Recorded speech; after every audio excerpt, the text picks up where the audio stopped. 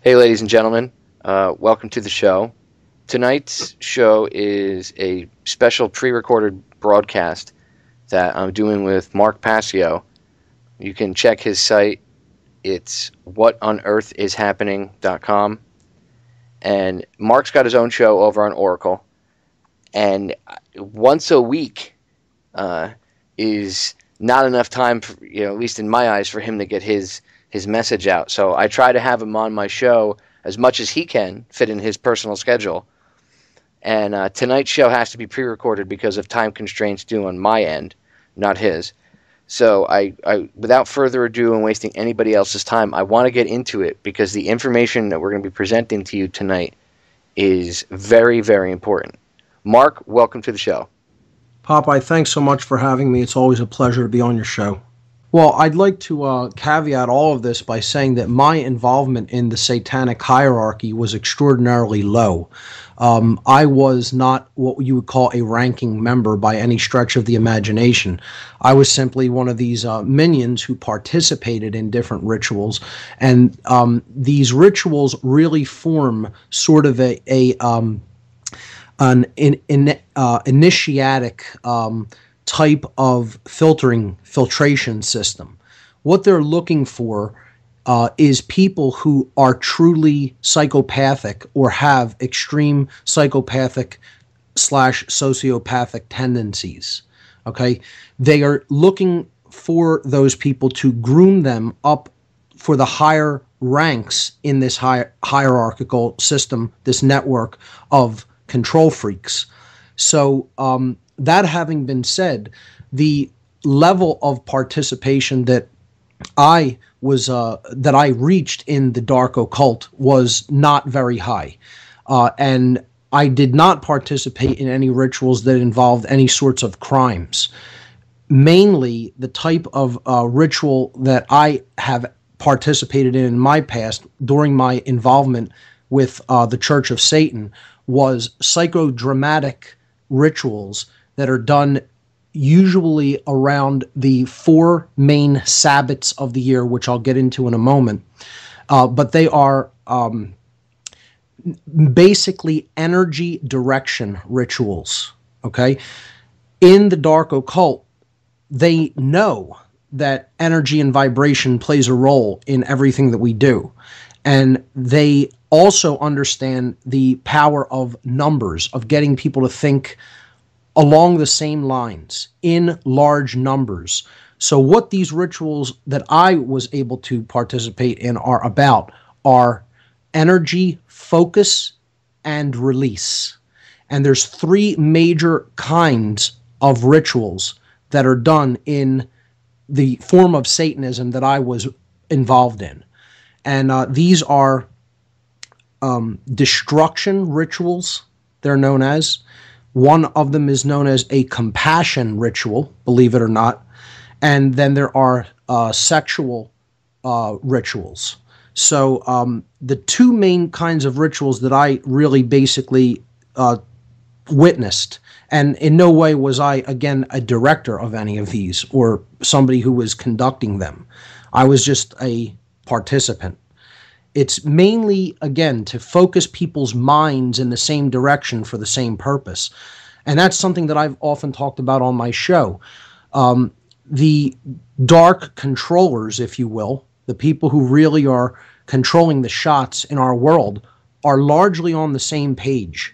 This is why they're able to be so successful. And I know a lot of people don't want to hear that.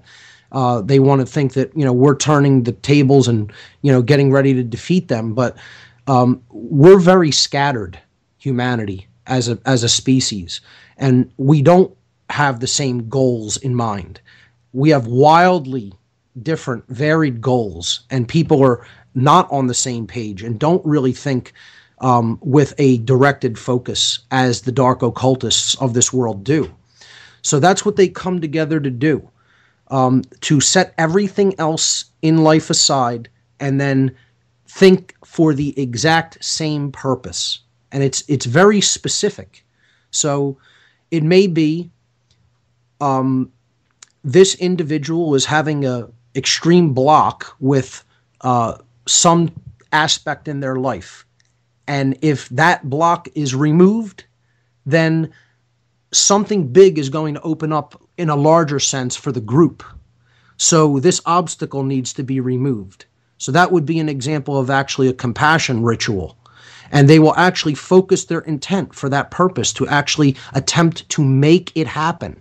And then it's not, just if the people who are there are working together in real life and they're not just, assembling, gathering, and then going to their respective, daily lives and routines. Some people do work in close conjunction with each other in the real world, aside from, the times when they come together to participate in rituals. They'll attempt to make this happen through physical means or financial means or other means. It's not just an energy focused, but that's a big part of one of the rituals to focus energy. Another one might be purely to direct negative energy at someone. So this is a destruction ritual. I participated in one of these, and in a smaller group, or what they call grottos. The groups are not called covens in Satanism. They're usually called grottos. And in one of the grottos that I participated in, a ritual, the destruction ritual was done for someone that I actually had in mind.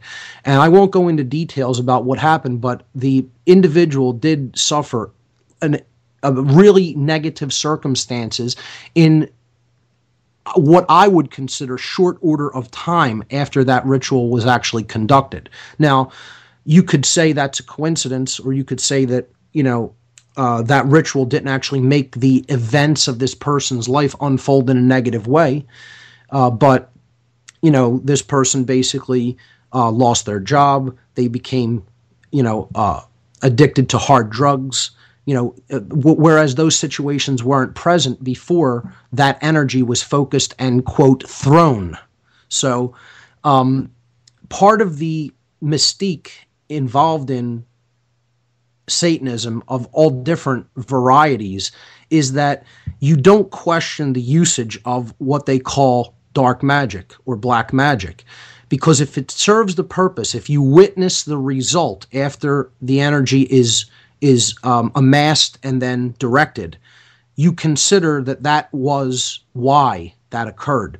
To not basically give credence to that, and this is in their system of beliefs, what they say is then you are denying the power of the self to actually direct that, and in doing so, that confidence loss will never allow that really to happen for you again. So it'll say like that form of magic will like kind of backfire against you, or not, at least not backfire, but fizzle out and not work for you anymore. So their whole idea is to maintain a suspended disbelief, I guess you could say, and say, this is why it happened. It didn't happen for any other reason. It happened because we made it happen.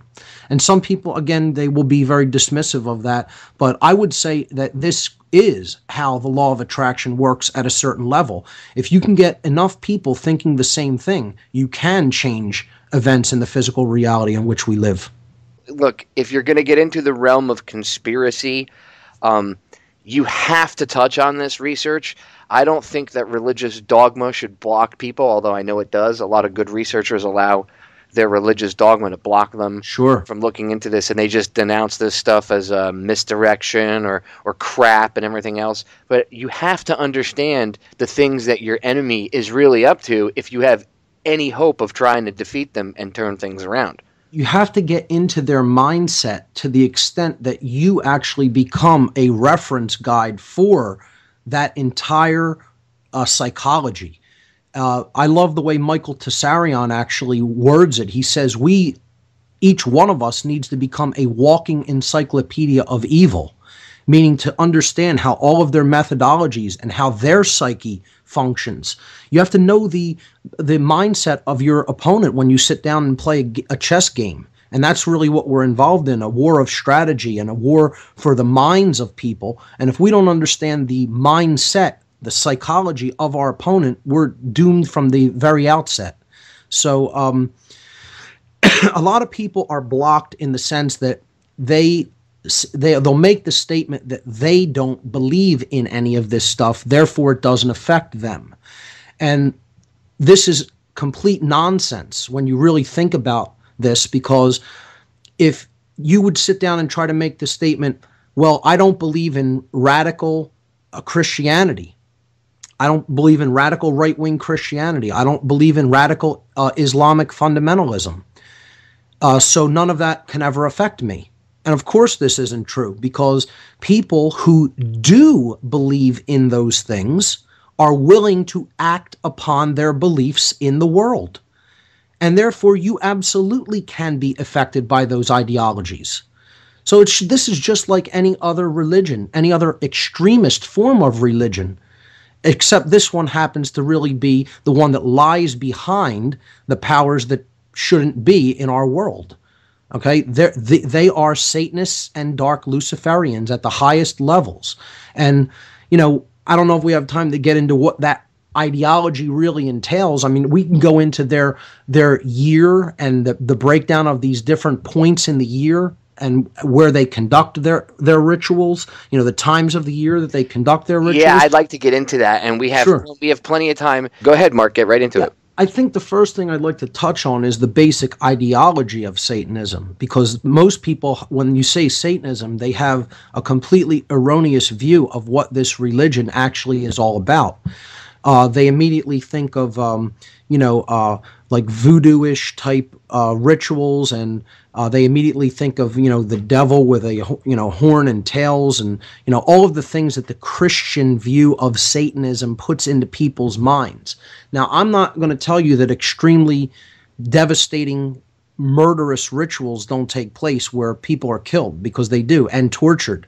That was not my level of involvement, because I developed a conscience after witnessing the kind of people that were involved in the lower level rituals that I attended at the beginning of, my involvement with some of these grottos.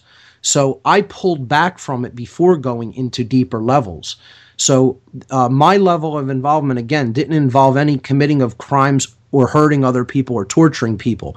It was largely ideological and religiously based. So the ideology of Satanism is ultimately what runs this world. And what I mean by that is it's not so much of a religious belief system as it is a way of living. It's a way of interacting with other people. And it's a mindset. It's a worldview. It's a way of viewing yourself and others in the world and then acting accordingly. That's really what Satanism is. So what the main tenets of it is the self is the most important thing in the universe. That's the God in Satanism. The ego is worshipped, okay, is put on a pedestal above everything else. And I mean in a very selfish and worldly way. Okay, so whatever's good for you is what is good. Whatever's bad for you is what is bad. It's moral relativism. Okay, there is no objective right or wrong in Satanism and dark Luciferianism. If the self benefits, that's what is good.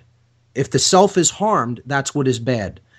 If doing something that harms others and benefits the self, okay, take an example where someone else is harmed, but you profit.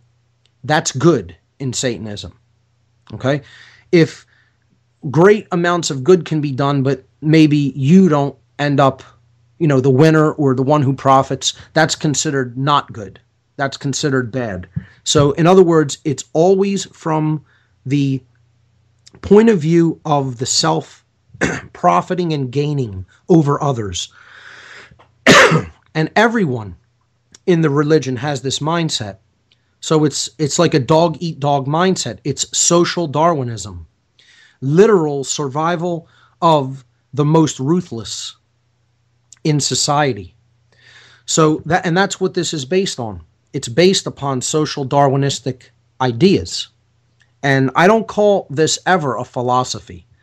I think the listeners should have a distinct understanding between the concept of a philosophy and an ideology. Philosophy means the love of wisdom. And true philosophies are ways of being in the world and thinking about things that can really ultimately do no harm to others because they're based in wisdom and truth. An ideology is just a way of thinking. Okay, so an ideology can be based upon philosophy, and it could be in keeping with wisdom, or it could be completely erroneous. It could be based upon false and flawed fundamental axioms. Okay, and in doing so, following that ideology can create enormous harm for not only the self but other people as well. So there's a big distinction between an ideology and a philosophy, and Satanism is an ideology as much as it is a religion. More so, I would say. It's all about an ideology. And that ideology is fundamental separation, that there is no togetherness, there is no fundamental oneness. Everybody is atomized and separate, and they're all on their own competing for limited resources, and it's dog eat dog, and you have to be as cutthroat and as ruthless as possible to get to the top of the pack and stay there, and then be even more ruthless to stay there. And if we look at the world, this is exactly what they have indoctrinated and conditioning the people of the world to be like. I would go so far as to say a lot of so-called Christians, what I call chinos, Chinos, Christians in name only, Chino, okay, Christian in name only. These people actually live a satanic ideology more so than a true Christian philosophy. Most of the world is living in a satanic ideology, whether they're Christians, Jews, Muslims, atheists, doesn't make a difference, because this is a worldview. Would you say that the Bushes could be considered that, how they portray themselves to be very Christian, but you know that behind the scenes they're actually much, much eviler than that? I would say they absolutely are Satanists. And when the idea that people think that George Bush Jr. specifically was a Christian, this idea was actually garnered by the masses during an interview that he did during his presidential campaign, where he was asked if he was a religious man and asked if he was born again. Or he was actually asked if he was a Christian, asked if he was religious. And what he responded to the news interviewer, he said, "If you're asking me if I am born again, then the answer is yes." And he didn't mean born into the light of Christ, or he didn't mean, as a born-again Christian. He meant he was born again because of the initiations that he had undergone in the dark occult networks that he participated and was brought through and groomed through to reach his position of power. And I'm referring, of course, to the Order of Skull and Bones. That's what he meant. He was born again into through their initiatic system.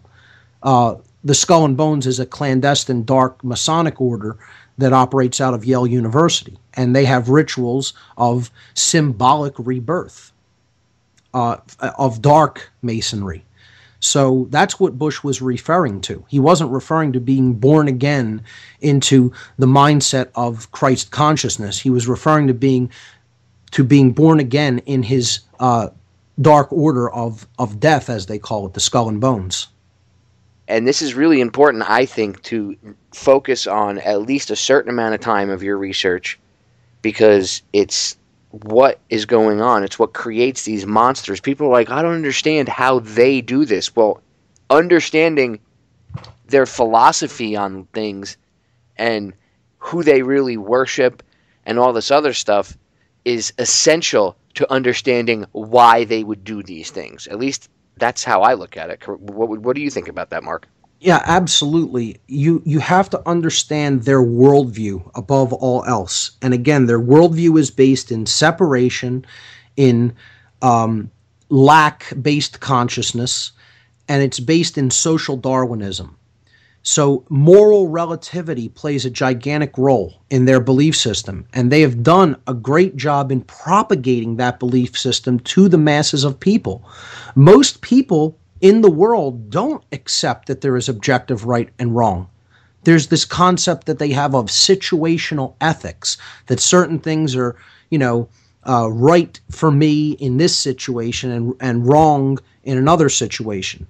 There is objective morality. You need to understand what right is versus what wrong is, because that's what our rights are based upon. Whether something is right to do because it does not cause harm to another living being. And if it does, it's wrong to do it. So morality is black and white. It's not shades of gray, as people would have you believe. It's not relative. And I know that's going to be a hard swallow for most people out there, because they're under this form of mind control through repetition that's been perpetuated and propagated their entire lives. When you keep repeating something over and over and over and over again to somebody, eventually they believe it. It's one of the greatest methods of mind control. And what they've done that most effectively with is the idea of moral relativism, because that's their number 2 tenet, I would say. Their number 1 tenet is self-preservation is the highest law, because the self is the God, because the ego is the God. That's what they're clinging on to above all else, is the ego mind. Okay? So their number 1 tenet is the self comes before everything else. Self-preservation is the highest law, no matter what I have to do to another person, no matter who I have to step on, no matter who I have to harm. The second tenet is there is no right or wrong. That's all relative. What's right for me is what's right. What's wrong for me is what's wrong. And just think about carrying those 2 basic tenets out into the world, propagating them as widely as you can, what kind of a world you'll have. And I would suggest that that's not a future scenario. That is what has already been done for probably thousands of years. And the world that we have today, the society that we have today, is based upon this religion. This is why they call it the old religion. It's not called the old religion for nothing. Okay, it's just they want to maintain this worldview and bring it into a new form of control, which they refer to as the New World Order. But it's just propagating the same ideology into a different form into the modern world. It's all there to get people to stay rooted in the ego mind and never, never recognize any level of oneness. Most of all, oneness within the self, to unify one's own thoughts, emotions, and actions. They want everybody atomized and separated, but above all else, separated within, so that their actions are always in betrayal of their emotions and thoughts. And I'd say that they're extraordinarily successful. They're doing a phenomenal job of it, because I don't personally really see a mass awakening happening. I don't see people coming on the same page, even with these protests, my words can be construed as harsh on this, but I don't see the people there having anywhere near the fundamental level of knowledge that is going to be required to defeat the controllers of this world, to bring them down out of their ivory towers and actually have them relinquish the reins of power, because they don't have enough knowledge of the mindset that's really driving this. They don't have enough knowledge of the occult. And some of them don't even think that the occult exists, that it's not real, because they don't believe in it, which is, again, it's a naive child's way of looking at this. Instead of attempting to discern for yourself whether this is real and whether this is actually going on, and there's abundant evidence to do that, people want to just make up their mind based on an opinion or a like or a dislike, and moreover, they want to make it up based on denial, because they would rather call someone a conspiracy theorist rather than entertain the notion that this is simply extremely uncomfortable truth. And they don't want to look into it for that reason, because it makes them afraid. They're afraid of what they might find out at the bottom of that rabbit hole. So they decide, I'm never going to go down there. So that's the main thing, is we need to understand their mindset. Okay, we need to understand that mindset most of all, because that's the mindset they have given the people of the world. The people of the world have their mindset, and that's what needs to change. The reason we need to understand their mindset is so we can get out of it. Most people are living in a satanic worldview and don't even know it. They don't even know it, because they grew up that way. That's how their parents taught them, and that's how they're going to teach their children. And that's the definition of actually not being raised in consciousness. It's not actually developing a true conscience, because developing a true conscience and leaving the animalistic instincts and the base animalistic ways of behavior behind and moving upward in consciousness to become truly human. What that entails is the development of a conscience. And we can't ever really truly develop a conscience unless we understand this dark and separatist worldview enough to climb out of it, to actually raise ourselves up and out of that black-hearted, low-minded worldview that really has everybody in its thrall.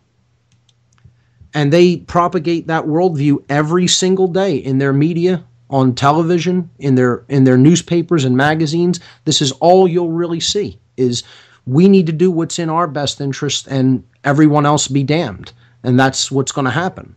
You know, that's their mindset, and that's how they want everybody thinking. They want everybody saying, I need to only worry about me. I need to only worry about my situation. This is what the mindset cops are in. Police and military are totally in this mindset. I'm a military guy. I'm going to go and join the military, and I'd be willing to drop bombs on people just because, I'll get a free education, and I'll get a paycheck, and I'll get a pension. You know, I go into the police force because I, want to have a job that's secure and have a pension and a good paycheck. And I don't care whether I'll be asked to abuse rights. I'm not there to question that. I'm not there to ask people whether there's actual right behind that action. If I'm not there to think, I'm there to unquestioningly follow orders and just go and do what I'm told as long as I get that paycheck, because all I'm worried about is me. See, that's the mindset. And people want to deny that and say that isn't the mindset of most of these people. It absolutely is the mindset of these individuals. That's their mindset. You could bring up a million examples of how their actions are actually in violation of other people's rights, and they'll say, yeah, but this is my situation, I got a family to feed, etc., etc., etc. Endless amounts of justifications. And I'm telling you right now, the people who are in ownership, not just direction of, that too, but they're in ownership of these institutions. Okay, they own and direct these institutions. At the highest levels, they are Satanists. And I'm telling you from firsthand experience, because the people, that's another thing you have to know about these rituals that are done, and when they are taking people to groom into the hierarchy, the satanic hierarchy networks, okay, which after you would be groomed out of one of these lower level networks that interfaces with the public, you would go up into other think tank groups, or you would go up into other affiliate orders. Okay, so the Skull and Bones order is much higher on this, but again, that's mostly a bloodline connected thing, and the elite are mostly running something like that. That's much higher up in the hierarchy, as is something like the Club of Rome, or something like the Bilderberg Group, which, in something like that, you're not going to work your way up into that. That's something like you're either born into, or you have extreme power through and connection through some other mechanism of finance or media, and therefore you're welcomed into an outer circle within a group like that. But there's always an inner circle that's bloodline. Okay, that you don't work your way into that. You're born into it. So this grooming process, again, is attempting to identify the psychopathic individuals. And I had extreme psychopathic tendencies. I was never like an actual psychopath, but my worldview made me have tendencies that actually were quite psychopathic. And this is what I would say you can see in the police and the military of the modern world.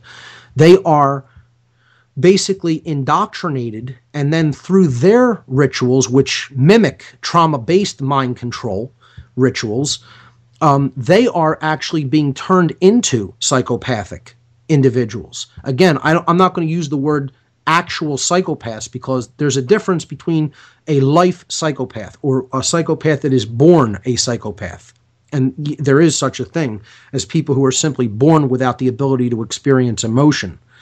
What I'm referring to is a created psychopath. Okay, so I'll distinguish that by saying that they are psychopathic, that this is a condition that their brain and therefore their psyche is existing in, and they have been conditioned to be that way through segregation from society, repetition, breaking someone down physically, feeding them only certain types of foods, exposing them to only certain types of ideas and media, etc.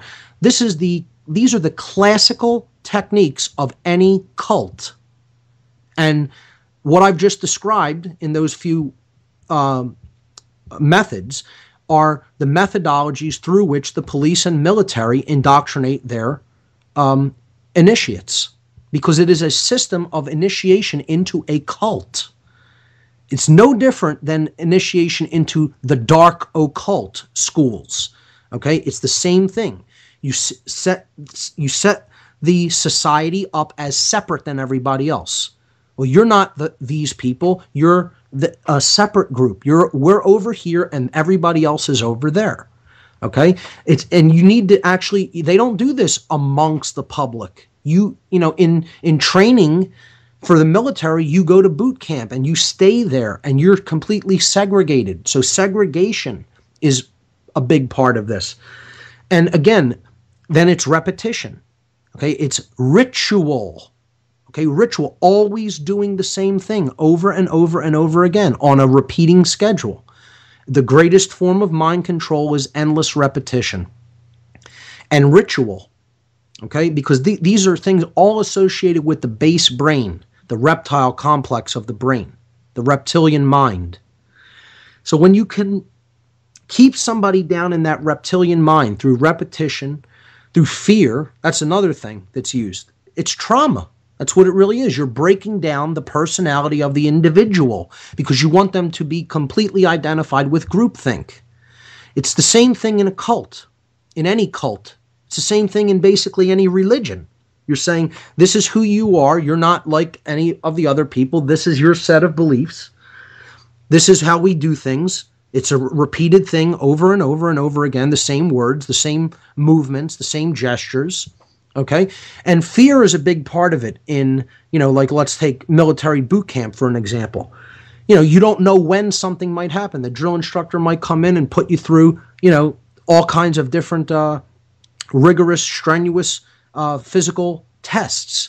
And that might happen at 4 o'clock in the morning. Yeah, when you were out of a dead sleep. When you're at least when I went to boot camp, when I was in the Coast Guard, it was called the Performance Enhancement Platoon.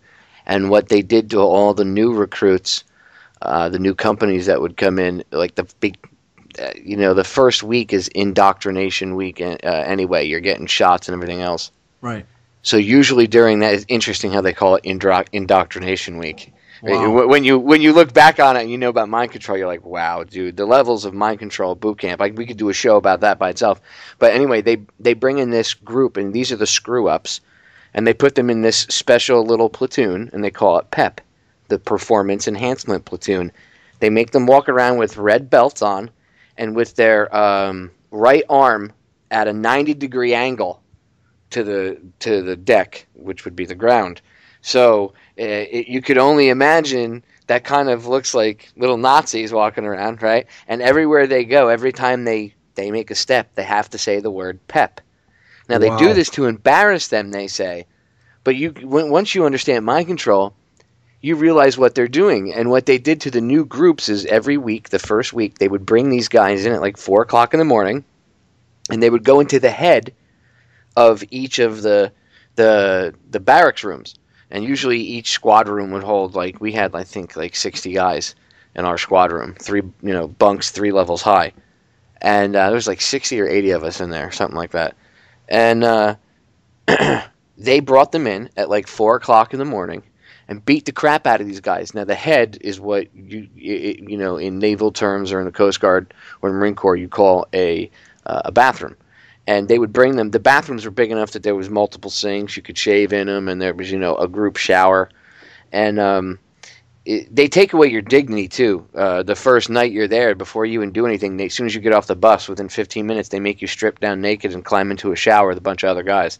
And they make the females do the same thing. You got to strip in front of each other and then get dressed. They give you like sweatpants and stuff, to a pair of sweatpants and a t-shirt to wear pretty much for the first day, and then you go pick up your gear and stuff. But that's all breaking people down. Anyway, it's about conforming them to one way of being that is completely it has stripped them of any uniqueness, any part of the original. Oh, they totally rip your individuality out. They even tell you at the end of boot camp, the last 2 days, you sit down with the drill instructors. At least when I was there, that's what they did with us.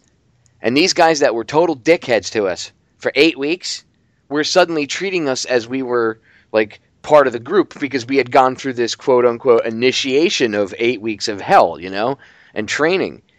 And they tell you right off the bat, somebody asked them, why you guys are so nice. You seem to be so nice, as normal human beings. Why are you such dickheads to us? And they laughed. And they were like, that's our job. That's what we're trained to do. And they explained that they go to drill instructor boot camp and all this other stuff. And they told us, part of drill instructor boot camp is they make them stand and yell at a tree for 8 hours, Mark, so that they can learn how to be completely degrading and insulting. And they do it because they say the tree won't cry and run away. Well, people may think, what does comparing the military and police's indoctrination methods have to do with Satanism? Okay? And I would say it has everything to do with it. Because, again, you have to understand the main fundamental ideological tenets of this religion to really deeply grasp how this religion is really what's in control. This is the fundamental ancient religion that is still in operation today and is still ultimately controlling things behind the scenes. Again, when I was in this, I guess you could call it cult, that's what it was, they referred to the people who actually we think of as the controller class, the military and police. They would refer to them as their dogs, because they know that at the highest levels of the hierarchy, their people are in control of these groups and run them. I mean, all you really need to do is look at the fact that Michael Aquino, was in charge of the Army's psychological warfare unit for years. And this guy was simultaneously the head of one of the largest West Coast, or the largest West Coast, one of the largest in the world, I should say, dark occult orders, the Temple of Set. I mean, just look this guy's name up. He was brought up on charges for child abuse and pedophilia. You could. He was named in the Franklin cover-up. There were witnesses that named him as an abuser. Sure. And if you look up Kathy O'Brien and Mark Phillips, she even says in her book, The Transformation of America, and for the listeners that aren't sure, Kathy O'Brien is a mind control survivor, and she's come forward with what she knows. There's also a lady named Bryce, but I can't remember her last name. I think it's Bryce Taylor. That's what it is, Taylor. Another one. She's her book is amazing too. And Aquino's name is mentioned multiple times, and Kathy names him specifically as an abuser of her daughter and herself. And she says that she talks about the Church of Set and everything else, and how he is just 110% into mind control. He knows how to mind control people. He's involved with creating these presidential models. So it's all linked together. So you have to understand that this is what they do. Mind control goes all the way back to Babylon. A lot of people are mistaken, and they think that it was some stuff that the Chinese invented, and and we picked up from Korea and then brought back here. No, these are well-known techniques that are ancient, and Aquino is himself an expert in electronic forms of trauma-based mind control, where someone's brain is basically hit with enough electricity that you can create compartmentalization in the human psyche, or splinter personalities, to then program one of the individual personalities that's fractured off from the main personality in order to hide from the trauma. This is a psychological defense mechanism of the brain that's built into the brain in situations of great trauma.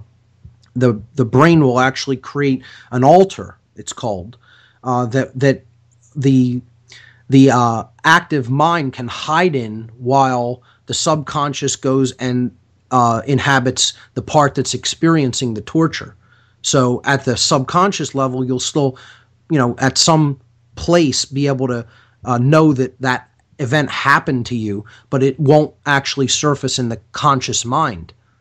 Because if it did, you would continuously go back to it, relive it, and experience the same emotions and possible physiological reactions that you did while you were in it, and that would basically break down the body.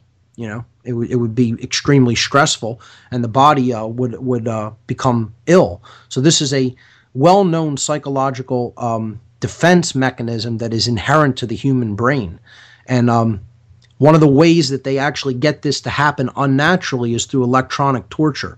And again, if you want to read about that, I definitely recommend the book Transformation of America by Kathy O'Brien. Speaking of the name set, though, again, this is the dark sun god in Egypt, and he was the opponent of Horus, who was the light sun god. And he conquers Horus at the end of the day when the sun goes to the western horizon, and again, that's why they call it a sunset. So this was considered, he was considered a god of darkness and of mischief as well. But there's another ancient Egyptian god that was considered the god of darkness and chaos as well. And this connects back with something you just talked about, that these little drills that did this, performance enhancement, right? What were they called again? Yeah, Peps. Pep. This brought to mind immediately the name Apep or Apep in Egyptian. Okay, Apep, if you look up this ancient Egyptian god, is the god of darkness and chaos.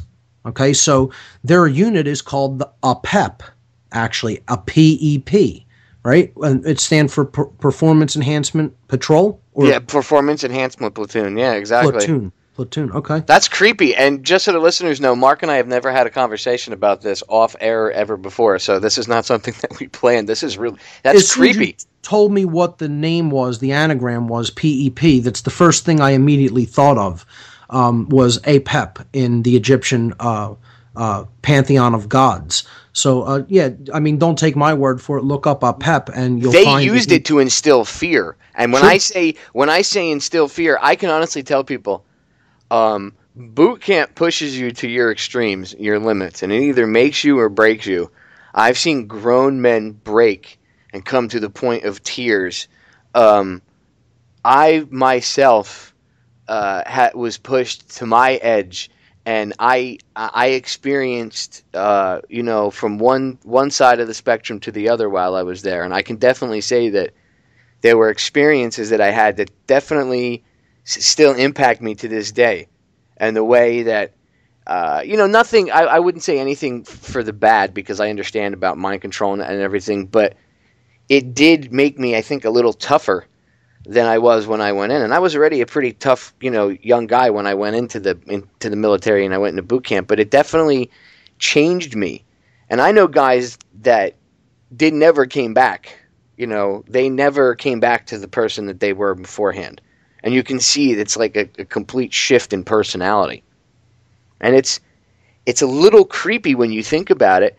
And you think about, again, with the PEP platoon, it was, it's really, I don't want to say weird, but it's interesting that you say how it was chaos and darkness, because that's what you felt coming off of this platoon. Whenever they had their own drill instructors that ran it.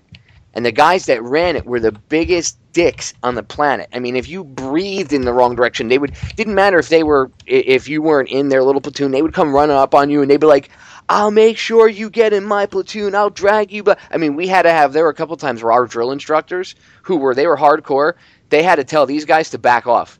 And one of our drill instructors was, he was a former Marine, and then he joined the Coast Guard when his 4 years with the Marine Corps was up. And this guy literally had a chest up to one of the other drill instructors in this squad, and it was like, I noticed that there were while we were there, the 8-week period I was there. I saw two. We had picked up their rotating shift of when they rotate a bunch of drill instructors out. I guess they realized that it was such a level of trauma that you couldn't keep people in there for too long a period of time. So they would only keep them in there for like 3 or 4 months, and they would put them back into a regular, in charge of a regular company of like 100 people. The only problem is once they came out of this pep squad, from being the drill instructor for it, they were as equally screwed up as the people that they had in it. So they were never the same either. Right. And sure. I think they knew that they had to rotate these guys out, because if they left them in there for too long, these guys would have gone off the deep end. And I watched, a quick example, Mark. I watched one of these guys that he was in charge of the pep platoon, and they rotated him out, and he was just he was one of these. I guess you'd say he was probably a sociopath. And he was one of these, he had a Napoleon complex. He was like 5'4", 120 pounds, and he had I have to be a dick to the whole world complex. Right. And he made an entire company of about 95 people march in place, and doing double time, meaning faster than just, left, right. You have to do it double that fast. So it's left, right, right. And they made like 95 people do this for, it was almost 3 hours, and like 80% of them passed out from exhaustion because he made them do it in full gear. They turned the air conditioning inside the building off, inside the barracks, and they made them do it in the main hallway upstairs. So when they closed all the doors and everything, it was like a sweat box. And I mean, there were literally puddles of sweat on the floor, and people were passing out. It's a form of trauma-based mind control. And they didn't get in trouble. They had one kid, the kid had a problem with looking at, drill instructors in the eye. You know how you're taught as a kid, don't look, or look people in the eye when you talk to them? They teach you the exact opposite. In boot camp, they teach you, do not look the drill instructor in the eye. Right. Because he's a form of God. He's higher than you in the hierarchy, and therefore you're not on any kind of equal terms with him as a human being. They tell you that. That's exactly what they say to you in boot camp. They say, I am God, you little pukes. You are nothing. You are dog shit. They do not care. And they literally break you down, and they tell you their whole goal, this is where I was going with this and what got me, sidetracked on this, but their whole goal, they tell you, in a nutshell, is to break you down so they can build you back up, right, into what they want, which is an automaton. Exactly. And like you said, these elites, they call them their dogs, hence the term dog tags, and all the symbology, all the other stuff that they have, because they're willing to do it to their own kind. And they call us the dead, I believe, correct? The general term for people who have no idea of their dark agenda, and who have never looked into any of their ideologies, never have looked into any of their symbolism, can't read their symbolism, don't know what plan they have for them, which is basically eugenics and ultimately extermination. They call the average person who basically doesn't read books, and who doesn't pay attention to what's going on around them, and sits in their house basically with the pattern of wake up, go to work, come home, eat, watch TV, go to sleep, and then repeat the same pattern over and over and over again.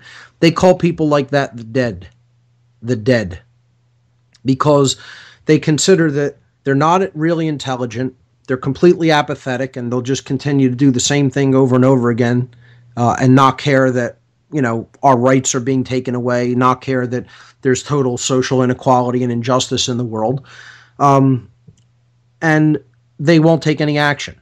So somebody who is ignorant, apathetic, and lazy, and cowardly, in their mind, isn't alive.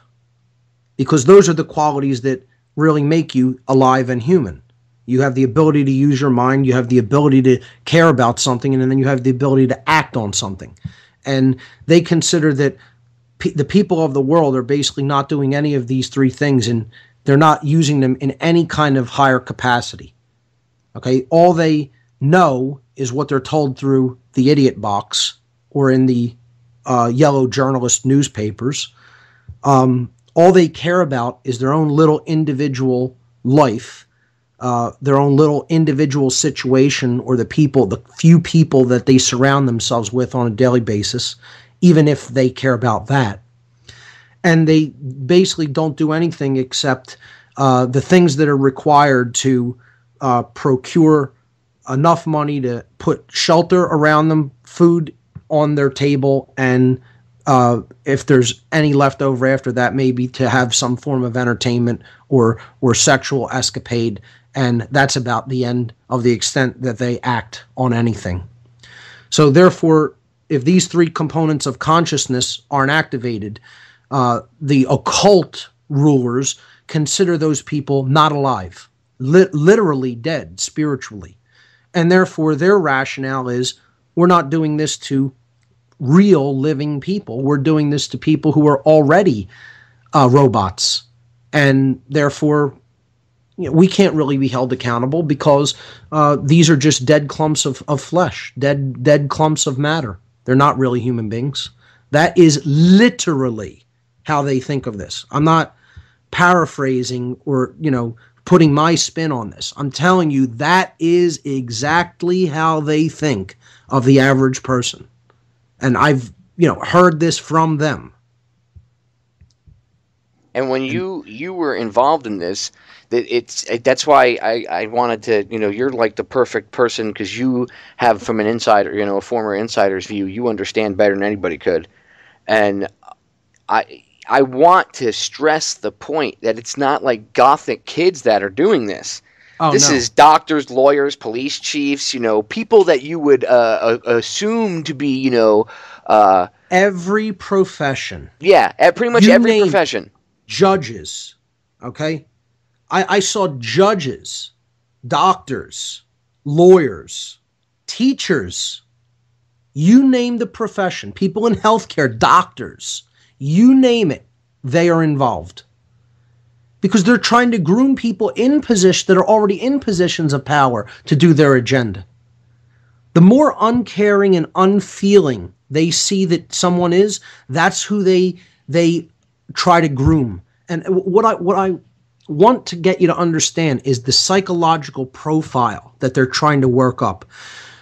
Before we move on to more about the rituals, and I want to go through their calendar, and I want to talk about where some of the really even more dark and insane rituals take place, and some of the work that people can look into, and people that some of the researchers that people can look into to learn more about this. I'd like to, if I may, go over some of the things that the information that they procure from you when you become involved with one of these groups. So I have an application that I actually filled out when I was younger to become a member of the Church of Satan. And I'd like to show you what the profiling that they do even at an early stage. But then when you get around some of these individuals, there's more extensive profiling. They want to know where they can move you, what area they can move you into. Okay? It's like dealing with somebody who's getting involved in the mob. The mob wants to know how much they can trust you. The mob wants to know what you'd be willing to do, how far you would be willing to go for them. And eventually they're going to get you involved in a crime so that they have something on you.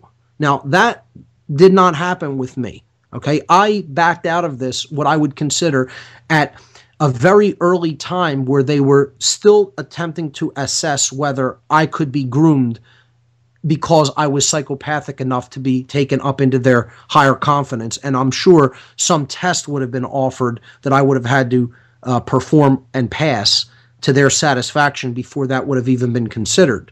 But again, I developed a conscience by recognizing how this hierarchy was actually working, how it was manipulating people, and how it was attempting to groom people through this psychological filtration system, you could say, to identify the most psychopathic among them. And when I realized that these were people already in positions of power, they were already in law enforcement, they were already in law, they were already in finance, bankers, etc. Okay? I realized that this was not just some club of people who were interested in philosophical ideas or ideological positions or ritual trappings or the exploration of magic and occult ideas. These were people who were actively involved in shaping the world. These are social engineers at the highest levels. That's what this is all about. This is about changing the world into the thing that they want it to be and ensuring that ways of being in the world are perpetuated and other ways of being in the world are not made possible.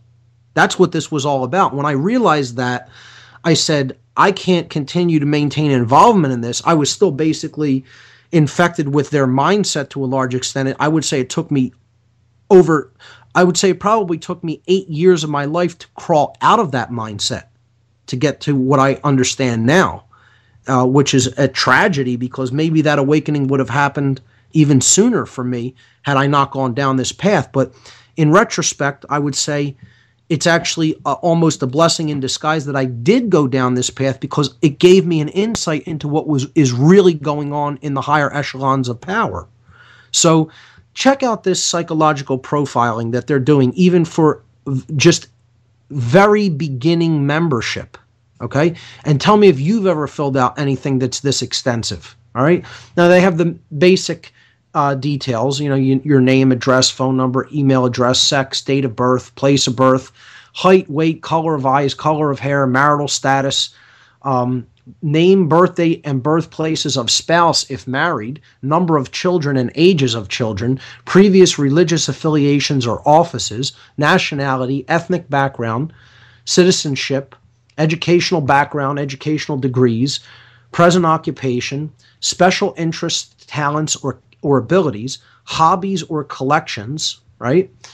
And then asking you whether you're interested in participating in special interest groups within the organization, asking you if you're interested in participating in contact with other local active members. That was a key for me because they will put you in touch with other people who run grottos in your area. And that was where my level of involvement began and ended. Interested in serving as a contact point or media representative in your area. I also did this. I did many interviews and wrote pieces for different zines, and I was involved in music back then. So I wrote, on Satanism for different small magazines and fanzines back then. But that's the first page. The second page is just a list of questions that you have to give response to in essay form on separate paper that you enclose with the application. So it's like these are all essay questions that you need to answer for them so they can get into your mindset.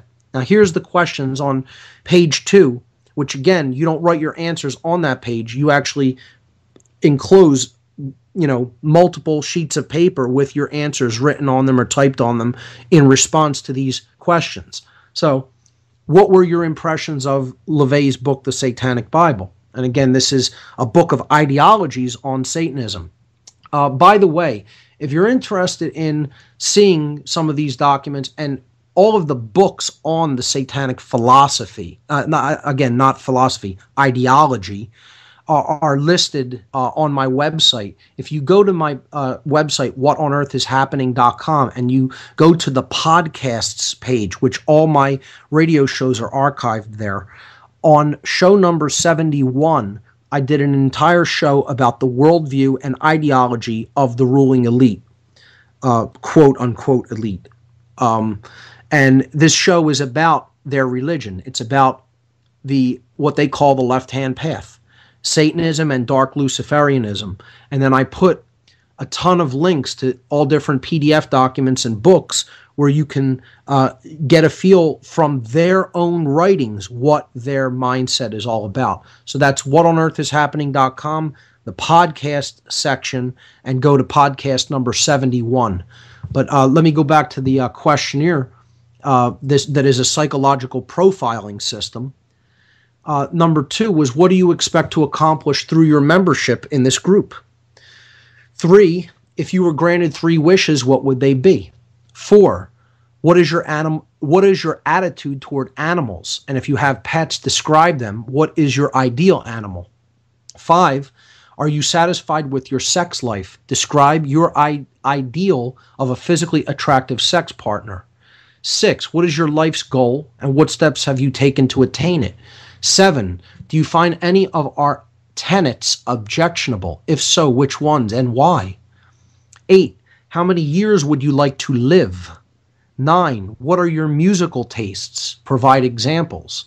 10, cite 4 motion pictures you consider your favorites and why. 11, what are your food preferences? 12, cite 4 books you consider your favorites and why. 13, if you own an automobile, describe it. What is your ideal automobile? 14, as a child, what were your favorite pastimes? What was your disposition as a child? 15, which country other than the one in which you now reside would you prefer being a resident? 16, in what type of dwelling do you live? Describe your ideal home. 17, describe your political philosophy. 18, what is your personal definition of magic? 19, do you feel oppressed or persecuted in any way? If so, explain. 20, are you self-sufficient or are you most productive in a group? 21, do you make friends easily if you choose? 22, what is more important to you, self-satisfaction or approval from others? 23, would you rather influence or be influenced? 24, do you feel you have leadership capabilities? 25, do you consider yourself a good judge of character? 26, in what other organizations do you hold membership? 27, have you possessed or used illegal drugs or ever been convicted of a crime? If so, explain in full. 28, describe significant experience in your life bordering on what you would consider the paranormal or demonic. 29, what forms of entertainment do you prefer? 30, tell one of your favorite jokes. 31, have you ever served in the armed forces? If so, provide pertinent data. 32, how long did it take you to join this group? 33, do you smoke? If so, to what extent? 34, have you accomplished anything important or significant? If so, what is it? 35, which parent do you admire most and why? 36, do you drink alcohol? If so, to what extent? State your preferences. 37, do you have any tangible services or resources which you would care to contribute? 38, are you free to travel and to what extent? 39, give your personal definition of Satan. 40, provide your signature attesting to the above and enclose a photograph.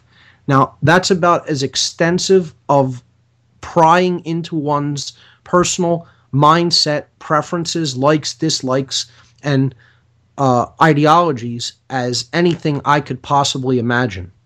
Have you ever seen any kind of a extensive profiling in any application? Not like that. I mean, I've seen it, but that is... the military is like that. When you go to fill out an application to join the military, they do an FBI background check on you, and it's got to be 15 or 20, at least the one I filled out was like 15 or 20 pages of crap you had to fill out and provide all this information. They wanted you to go back on your employment history for like 10 years. The VA wanted me to do that kind of stuff too, and I was like, are you insane? What do you need to know about my employment history before I was in the military? I was like, I'll give you starting with military and then since then, but that's all you're going to get. You're not getting anything else. But I have seen extensive stuff, but I mean, for a group like that, like an organization that you'd kind of word of mouth, got introduced to and then joined, no. And that goes to show you that they are just like any other intelligence agency, controlled by the very same people. I mean, intelligence agencies came about from these kind of groups. Sure. That's where this stuff stemmed from hundreds of years ago. So Absolutely. it wouldn't surprise me that they do the same kind of profiling. I mean, that's where the CIA and the NSA and all those guys learned that stuff from. And when you understand that the people who are involved in these groups, again, are not your average dabbler in the occult. They are people who are obsessed with worldly power, and they are already infiltrated into just about every institution on the face of the earth, not just in the United States, but worldwide. Satanism is much more widespread than anyone would have you believe. And I'm not trying to get people to be paranoid here or instill fear. I'm telling you, this is the ruling mindset of the world. It's not just the ruling religion, it's the ruling mindset. Most people in the world, when you tell them about what's going on in any kind of a larger global sense, about injustices or about inequities or about suffering of other people, their basic response is, I don't want to hear about it. I don't care as long as I'm comfortable and okay. And that is Satanism. That's Satanism, ladies and gentlemen. See, we have this completely erroneous notion that Satanism is like, boiling up little children in pots and eating them.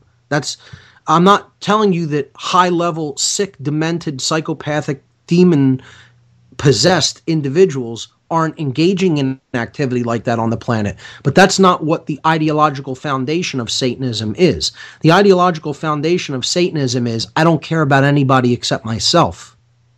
In a nutshell, that's it. If that's your basic ideology, you are a Satanist. And in a wider sense, most people have subscribed to a softer form of Satanism. It's as long as I have my job, as long as I have my family, a roof over my head, and food on my table, I don't care about anything else that goes on in any kind of a wider sense around me or with any other people who are suffering at maybe the hands of our country or at the hands of higher-ups in our cities or in our state government or in our federal government. So it's saying, I'm not going to get involved in attempting to alleviate any suffering as long as in the moment I'm not actively being subject to too much suffering myself. As long as I have some creature comforts in place, I'm not going to lift a finger to do anything. I'm not even going to learn about this stuff. I'm going to remain willfully ignorant about it and just keep my head down and go along to get along. That is a softer form of Satanism because it is based on purely self-interest and on self-preservation alone. There is no conscience involved to do the right thing or even to learn things that we need to understand about what's really going on in the world. So when you look at it that way, 95% or greater of the human population are Satanists and have been led down the road to living a satanic ideology, a way of being in the world that subscribes to their basic tenets of self-preservation and moral relativism. And, again, people can say that that's harsh and judgmental all they want, but that's my assessment of the situation, is that most people in their core essence live this ideology. That's why they call Satan the Lord of this world, because it's all about only caring about the self. That's how Satan, the force, okay, I don't believe in Satan as an entity. I think it's a force that's active in the universe, and it's the force that attempts to close down consciousness, to stop consciousness from awakening. And you could get into, well, where did that force come from? Maybe we're not meant to understand that, or maybe we never will, not in human form anyway. Maybe we will, who knows? But that force exists. In ancient Hebrew, it's referred to as Shatan, okay? So Shatan simply means the adversary or the opposer. This is the force that tears us apart internally. such that we don't ever unite our actions with our thoughts and our emotions. So we might know something is right to do, or maybe we know something is wrong to do, and we, might even care about a specific situation to an extent, but we're going to, because something would inconvenience us or hassle us or make life in the moment a little bit more challenging or difficult, or maybe even make us suffer, make us experience pain, we're not going to actually do something that we know to be right, or we're not actually going to stop doing something that we know to be wrong. That one's even more important. Because so many, I keep telling people, the New World Order is going to be created, the Dark New World Order is going to be created by people continuing to do things that ultimately, deep down in their psyche and deep down in their heart, and they do have the ability to know the difference between right and wrong. It's not ever killed completely within a person unless they've been put under extraordinary trauma-based mind control. I mean the real form of hard trauma-based mind control. Okay? That form of knowing the difference between right and wrong within, to intuit it at a fundamental level, is present within everybody. The dark society that we're heading toward really rapidly is going to be built and completed if people don't stop doing things that they know deep down in their soul they don't have a right to do.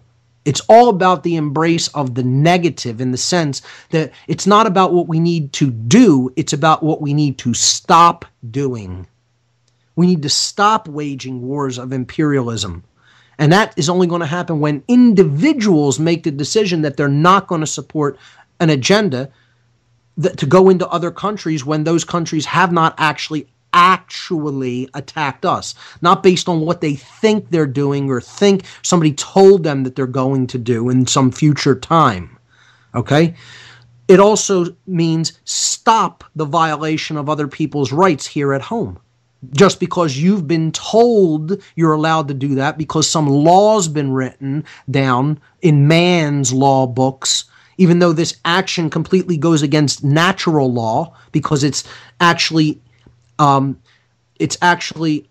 arresting someone from engaging in their natural law rights, stopping them from doing an activity that they have every right to do.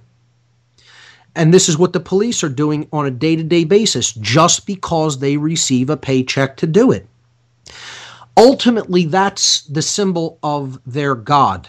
In Satanism, the symbol that represents the dark god is money itself. Money is the symbol that represents the thing that gets people to go along with this dark force, that keeps consciousness down, that keeps consciousness low, that keeps people from ever recognizing the true self, that keeps people ever truly consciously recognizing the real differences between right and wrong.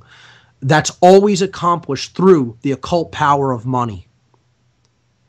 In Stalinist Russia, and then, into all the way really up to the collapse of the Soviet Union, these individuals who propagated the totalitarian regime of communism would have continued to do it indefinitely.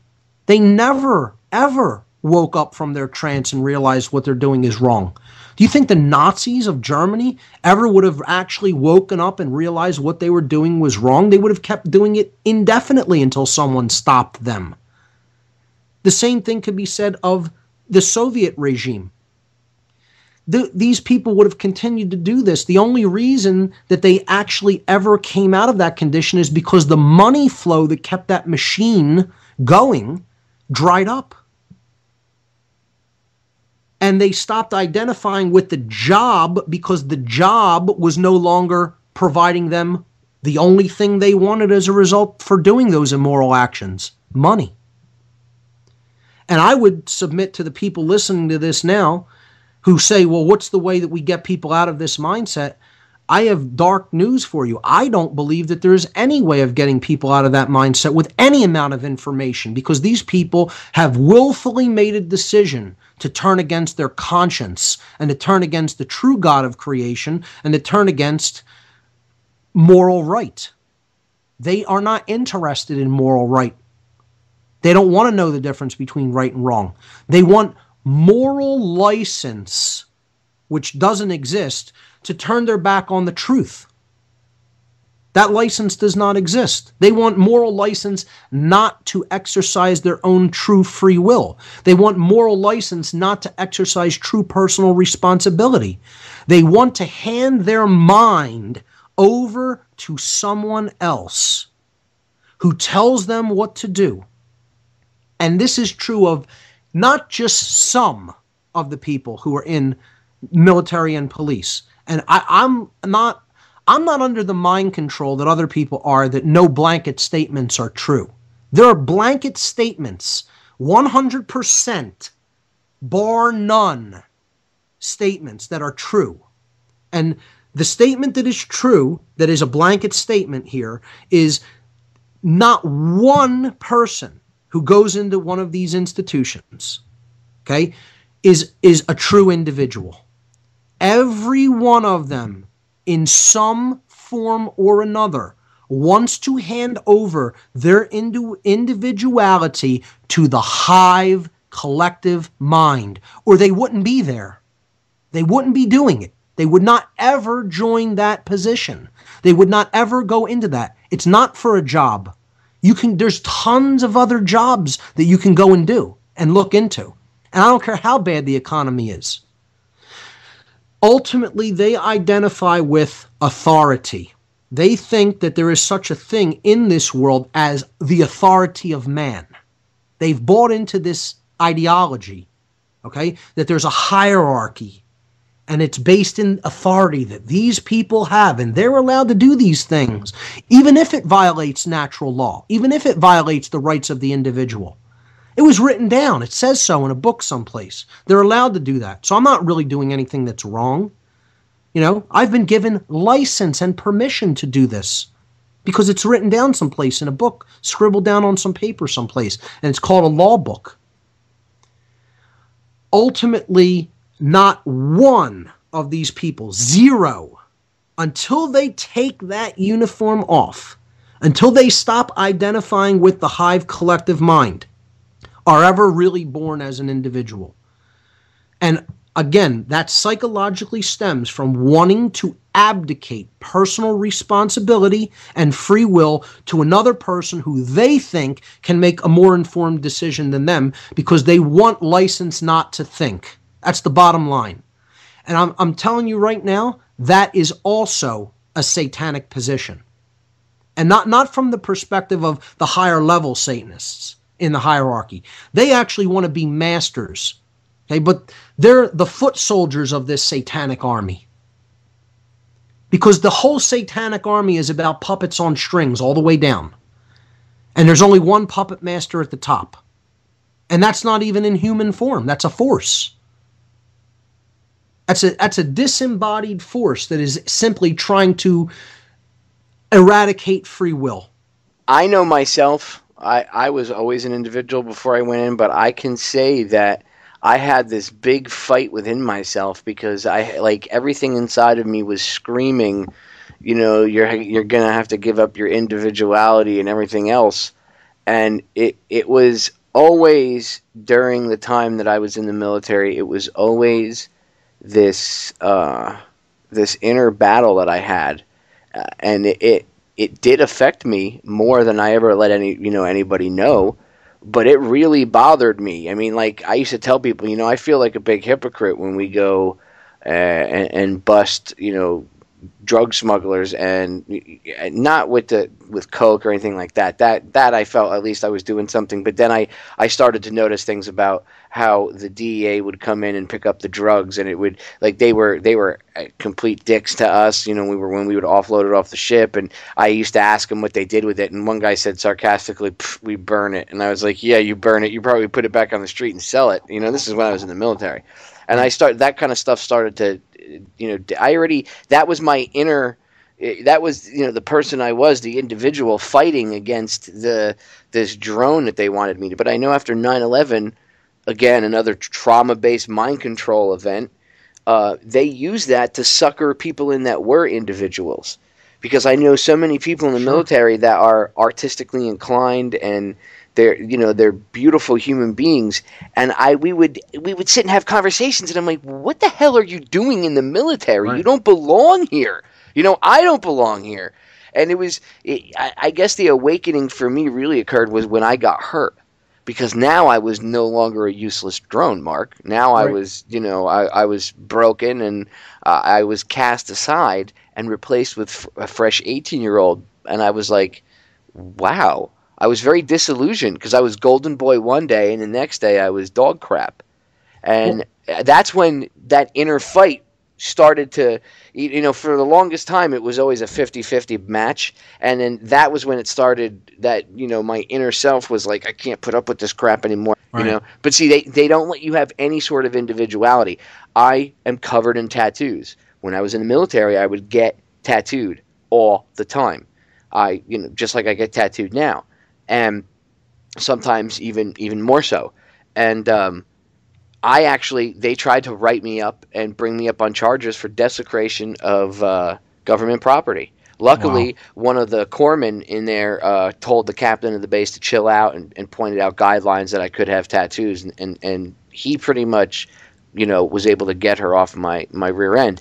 But she wanted to bring me up on charges for destruction of government property, because you contract out with them. And Sure. I got to tell you, when I signed that contract in MEPS, in the Military Entrance Processing Center, I got to tell you, Mark, that as soon as I signed it, my soul was screaming, you just made the worst mistake of your life. And I even said, I handed the paper in, and I went home and I said to my mother, I said, why do I have this feeling I made the worst mistake of my life?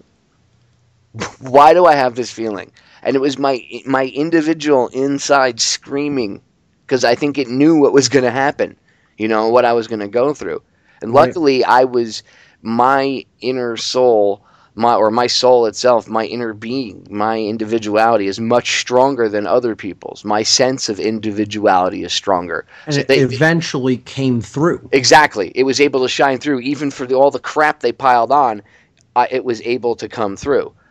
But even I was put under that mind control of, you have to be part of the group, the collective. And when you go to the Occupy Wall Street protests, it's the same stuff. And I've noticed there's a lot of mind control groupthink going on. And did you notice any Masonic rituals at yours? Because down here we caught them doing some like creepy little formation where they were making a pyramid inside of a circle and everything else. And I was definitely completely disillusioned by the level of groupthink that is present there. I understand that you have to be on the same page to get something done, but this strikes me more as a follow the leader type situation, and I don't think a lot of these people really are aware of the fundamental causal dynamics that led us into this situation.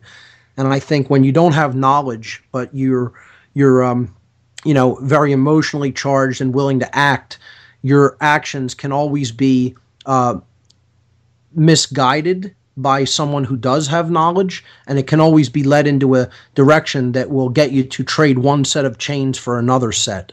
And that's my concern regarding the whole Occupy Wall Street, the whole Occupy movement in general, because in the conversations that I've had there, I've only seen a handful of individuals that really know the score, that really know the real important dynamics, and are even factoring in real consciousness into this equation. And I'm not saying there aren't any. There are some, but it's nowhere near the number that it needs to be. And the way that I see it being organized is definitely pushing a groupthink dynamic above the importance of the individual. I keep telling people, yes, we need to be on the same page, but in understanding of the truth. This doesn't necessarily mean we need to play a follow the leader type game, and I'm going to do what he's doing because he said it's the way to go. It's the power doesn't really lie in numbers. The power lies in becoming one. But this doesn't mean everybody being the same group hive mind. It means everybody becoming a true sovereign individual that knows their rights and really knows the difference between right and wrong. if that's done, if that happens, even if that happens on a scale that dynamic becomes the majority as opposed to the incredible minority that it is now, it will be game over for this dark new world order, and we'll see a more positive world order come into view. But with the dynamic of groupthink in place, it's, like I said, it's no different than the false left-right paradigm that we have in politics now, and it'll be a group of people who basically become the new power structure that will basically be just changing the banner and changing the names, but it will really be same boss, new boss, same as the old boss. It'll be trading one set of chains of slavery for another set that just have different colors, and maybe they're painted different, and maybe they have nice paint on them, but they'll still be chains. So that's what I think people have to really watch out for. To go back and transition this back into looking at specifically this time of the year and Satanism, I want to talk about the calendar of the dark occult. Yeah, that's what I wanted to get into. I wanted to get into, like, if you could, as much detail as you could. It's important for the people to get the information out, or from you, because this stuff really happens, and there's not one or two or three ceremonies. I mean, there's actually a shitload. There's no other way to put it. And they literally do human sacrifices, I would say, at least half of these. So, and some of them take place around certain times of the year that people think are innocent holidays and stuff. And realistically, they have some sinister background. So please go into as much detail as you can, Mark. Feel free to rant. Go on. Well, the first thing you have to know about Satanism, like every other religion, it is based on astrotheology, believe it or not. And it is a solar cult and a Saturnian cult as well. The sun plays a gigantic role in every major religion, but no greater role than in what is termed the old religion. This is the oldest religion there is, okay? The cult of the sun. So, again, this is the cult of the dark sun, all right? The Aten in Egypt was considered the one god under Akhenaten's rule in 18th dynasty Egypt. But the Aten has different aspects or incarnations, I guess you could say, in the physical world, or at least on the earth. The rising sun, or the rising solar disk, that's Horus. Okay? The solar disk at its zenith is Amen-Ra. That's why his name is invoked in prayer, Amen. You're sending the prayer directly upward to the zenith of the heavens. And then the dark sun is Set.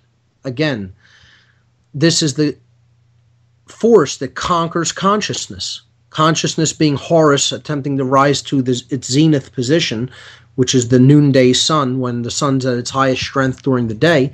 Well, Set is the setting sun. He's the force that blots the light out and sends it into the underworld at the end of every day. So, again, this is symbolic, okay? But Set is the principle that Satanism is built upon from the ancient world. Again, that's why one of the even deeper cults of Satanism in the modern world is the Temple of Set. I would say it's definitely more connected and has deeper roots into the political hierarchies, and specifically military and intelligence, than does the Church of Satan even. So the sun on the zodiac is how the ancients basically divided up the year. And I could even maybe send you a graphic of this chart to, put up with the radio show or the podcast. But what you have to understand is how the ancients in this old religion depicted the yearly path of the sun on the zodiac, on the wheel of the zodiac, as they called it, because they put it in a circle and then quartered it according to the 4 seasons. Okay? So these quartering arms of this wheel to cut a circle into just quarters, you put a cross on it. Okay? like a plus sign, and the circles around the plus sign. So the 4 points of that cross, the 4 arms of that cross, represent the equinoxes and the solstices. So what the equinoxes are the times of the year when the sun actually makes a 0-degree angle with respect of its plane of orbit, of the Earth's plane of orbit around the sun. And this is due to the tilt of the Earth. Okay? So the Earth is tilted at a 23.5-degree angle with respect to its orbital rotation around our star, the sun. Okay? When it's at a right angle to the sun, there is no angle that is made with respect to that plane of orbit. So that's at a 0-degree angle. And as such, the axial rotation of the Earth in respect to the sun, it forms an equal day-night pattern on the surface of the Earth. So, in other words, the shadow of night would actually be would intersect perfectly with the poles, the North and South Pole on those days. That's the best way to look at it. Okay, so we have equal amounts of day and night during those 2 times of the year. So we have equal day and night at the spring equinox and equal day and night at the autumn equinox. This is actually what the word equinox means. It means equal night. Okay, equinox.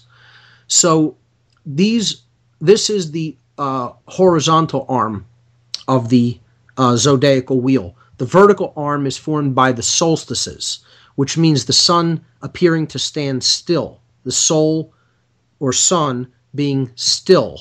Okay, so these are the 2 extreme points of the sun when the sun has reached visually its greatest angle that it is going to make with respect to the plane of orbit of the Earth. Okay, and this corresponds to its farthest northern trek into the northern hemisphere, its farthest position into the northern hemisphere during its yearly trek around the Earth's trek around the sun, and the farthest southerly visual position on the horizon.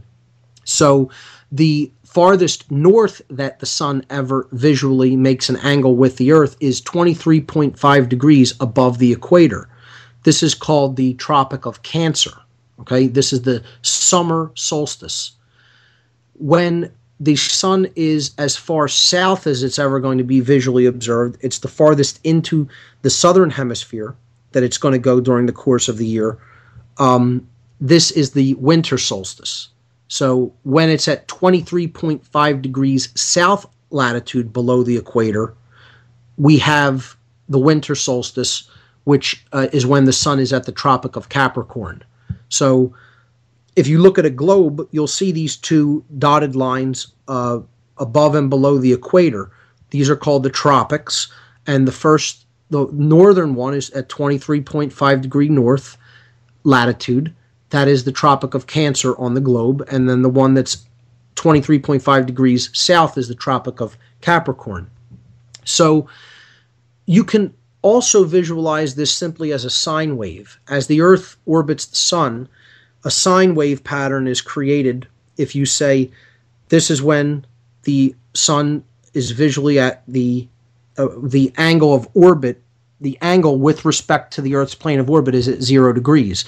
Then it would go up to 23.5 at the summer solstice, then back down at the fall equinox to 0, then at the winter solstice to 23.5 south, and then it would come back up to at the spring equinox to 0 degrees again. So this sine wave pattern is the helical path of the sun with respect to the Earth's plane of orbit, how it appears from the Earth. This is the astronomy that you need to know to understand why the occult calendar, or the traditional satanic / Luciferian calendar, or let's just call it the old religion calendar, is set up the way that it's set up. There are midpoints to these 4 quarters or seasons, okay, equidistant between the equinoxes, and the solstices, you have 4 midpoints. These are more important holidays, if you will, or Sabbats, as they call them. So the 4 minor Sabbats, the lesser Sabbats, are the 2 equinoxes, the spring and autumn equinox, and the 2 solstices, the summer and winter solstice. So I'll give you the dates. The spring equinox is March 19th or 20th. Okay, that's when the sun is at 0 degrees at the equator. Okay, the autumn equinox is September 21st or 22nd, when the sun is also at 0 degrees at the equator. The high point of the sun is the summer solstice at June 20th, 21st, when the sun is at 23.5 degrees north latitude or at the Tropic of Cancer. The winter solstice is at December 21st or 22nd, when the sun is at 23.5 degrees south or the Tropic of Capricorn. These are called the 4 minor Sabbats or lesser Sabbats. Sabbat simply means a holy day. Okay? We have the word Sabbath in the modern world. Christians' Sabbath is on Sunday because that's a solar astrotheological religion. The Sabbath of Judaism is on Saturday. That's a Saturnian astrotheological religion. The Sabbath of Islam is on Friday because that's a lunar astrotheological religion. So when we look at the zodiac, the quarters, okay, the 4 quartering points are the seasons, and the midpoints of those 4 quarters are the major Sabbats. So we would have the midpoint of spring. Okay, the midpoint of spring is directly in the middle of the constellation Taurus. So spring consists of Aries, Taurus, and Gemini. And at the midpoint, we would be at the midpoint of Taurus when the sun is in the house of Taurus. Okay, the bull. Now, there's a reason that this is the highest, quote, holiday or holy day of the Satanic or Luciferian calendar. And again, Lucifer means light bringer because this is ultimately about the sun, the masculine aspect of ourselves, okay, action, right, which can become control if it's overused or abused, the masculine principle. And it's about light or knowledge because these people do have lots of knowledge about how things really work in nature. And they exploit that. They also understand how the human psyche works, and they exploit that knowledge to keep people under their mind control. So this entire religion is all about the sun, okay? And we can get into the names that they attribute to the sun god, the dark sun, okay? Has become, they've used an ancient word for this dark sun god. I can get into that a little bit as well. Let me continue with the Sabbath points to explain what these holidays represent. The midpoint of the bull season, okay, which is Taurus, the bull, is May 1st, okay? May 1st is referred to as Walpurgisnacht, in Satanism specifically, Saint Walpurgis's night, okay, who is a Christian saint that this day is named after. But in the older occult traditions, this Sabbath is referred to as Beltane. And there's specifically another reason that the word Bel is put in there, because that is, when we talk about the dark god, the dark aspect of the sun, okay, the ancient name for this god in different cultures around the world, but specifically in the Middle East, was Bel, in the area of Phoenicia, Cana, and Akkad, and Assyria, and Sumer, and Babylon. This name, this phonetic variant, okay, even the word Babylon, the name Babylon, has this phonetic variant in it, Babylon, okay? Bil or Bel was the name of this god. And see, it doesn't matter in a lot of ancient tongues which vowel is used. Like in Egyptian or Hebrew, there really aren't vowels. There's consonants, and then the vowels could be the vowel sounds could be interchangeable between the consonants. So Baal was one of his names. You've probably heard of that name. And he was referred to as a bull because in the 4,000 years ago, during the time of, the Babylonian priesthood, okay, the sun wasn't in the house of Pisces like it is now. It wasn't in the house of Aries, which is before Pisces, in precession. It was in the house of Taurus, the bull. So they worshiped the golden bull because it was the sun in Taurus. That was their god. This is why Satan takes on the appearance of a bull. This is why the Satanists who are in control of the world still worship a golden bull. That's their symbol for their money, their bull market. And that's the symbol of their god that is out there on Wall Street. There's a reason why there's a golden bull out there on Wall Street. And it's why we have a bull market when things are going good for them. Okay? It's also why when you're in jail, you get to pay bail. And, oh, wait, we're paying bills. That's what we're trying to stay alive through doing, by paying bills. And what were we using to pay those bills? We're using bills. There's a reason that all of these things are named the same. This holiday is called Beltane. This is the highest satanic holiday there is. Actually, it's not even quite true. See, there's 8 Sabbats. We'll get into the other 3. We've already talked about 5, okay? The 4 minor ones, the solstices and equinoxes. Then the 4 major ones, okay? But then there is one other holiday that's different for everybody because it's your own birthday.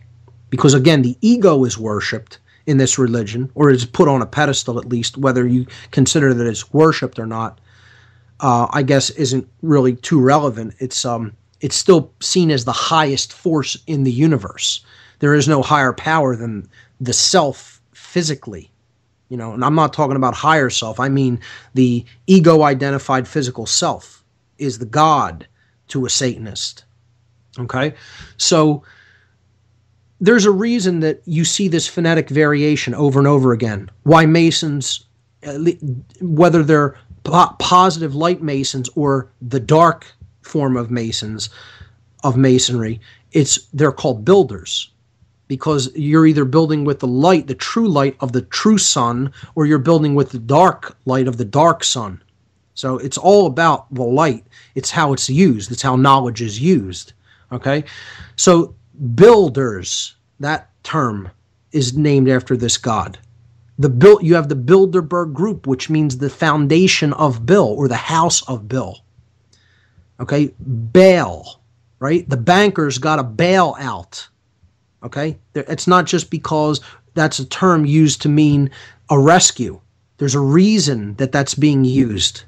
Because this is their god's name. And it's a bull god. Okay? It's connected with the whole concept of the bull god Moloch. Okay? Molech. The rituals that they conducted to this bull god in ancient Carthage and ancient Phoenicia Cana was a bull, and the bull god's name was Molech, and the rituals were called Molochs, and they did ritual sacrifices of children, immolations of children in these burners, these huge clay and wooden constructed burners that they would erect in the form of a bull. And that's why there's a bull at Bohemian Grove. This is a symbolic variant of these ancient, huge sacrifice burners that they killed children in order to ensure a harvest, a bountiful harvest, because this midpoint of spring is where sacrifice would have been given to the earth.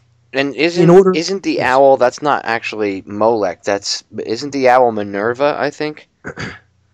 Yeah, the owl really is connected with the concept of Inanna in the ancient Babylonian tradition and a Sumerian tradition, and it's connected with Semiramis in the Babylonian tradition.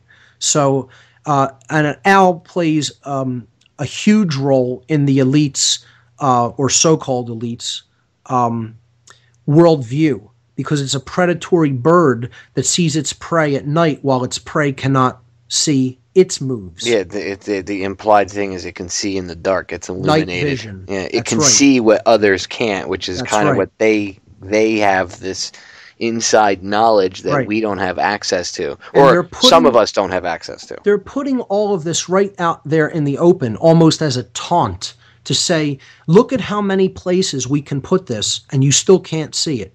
That we call the money Bill, and we're using it to pay Bill. And when we need to have it to pay to get out of their holding, their control centers, we're saying we're paying Baal.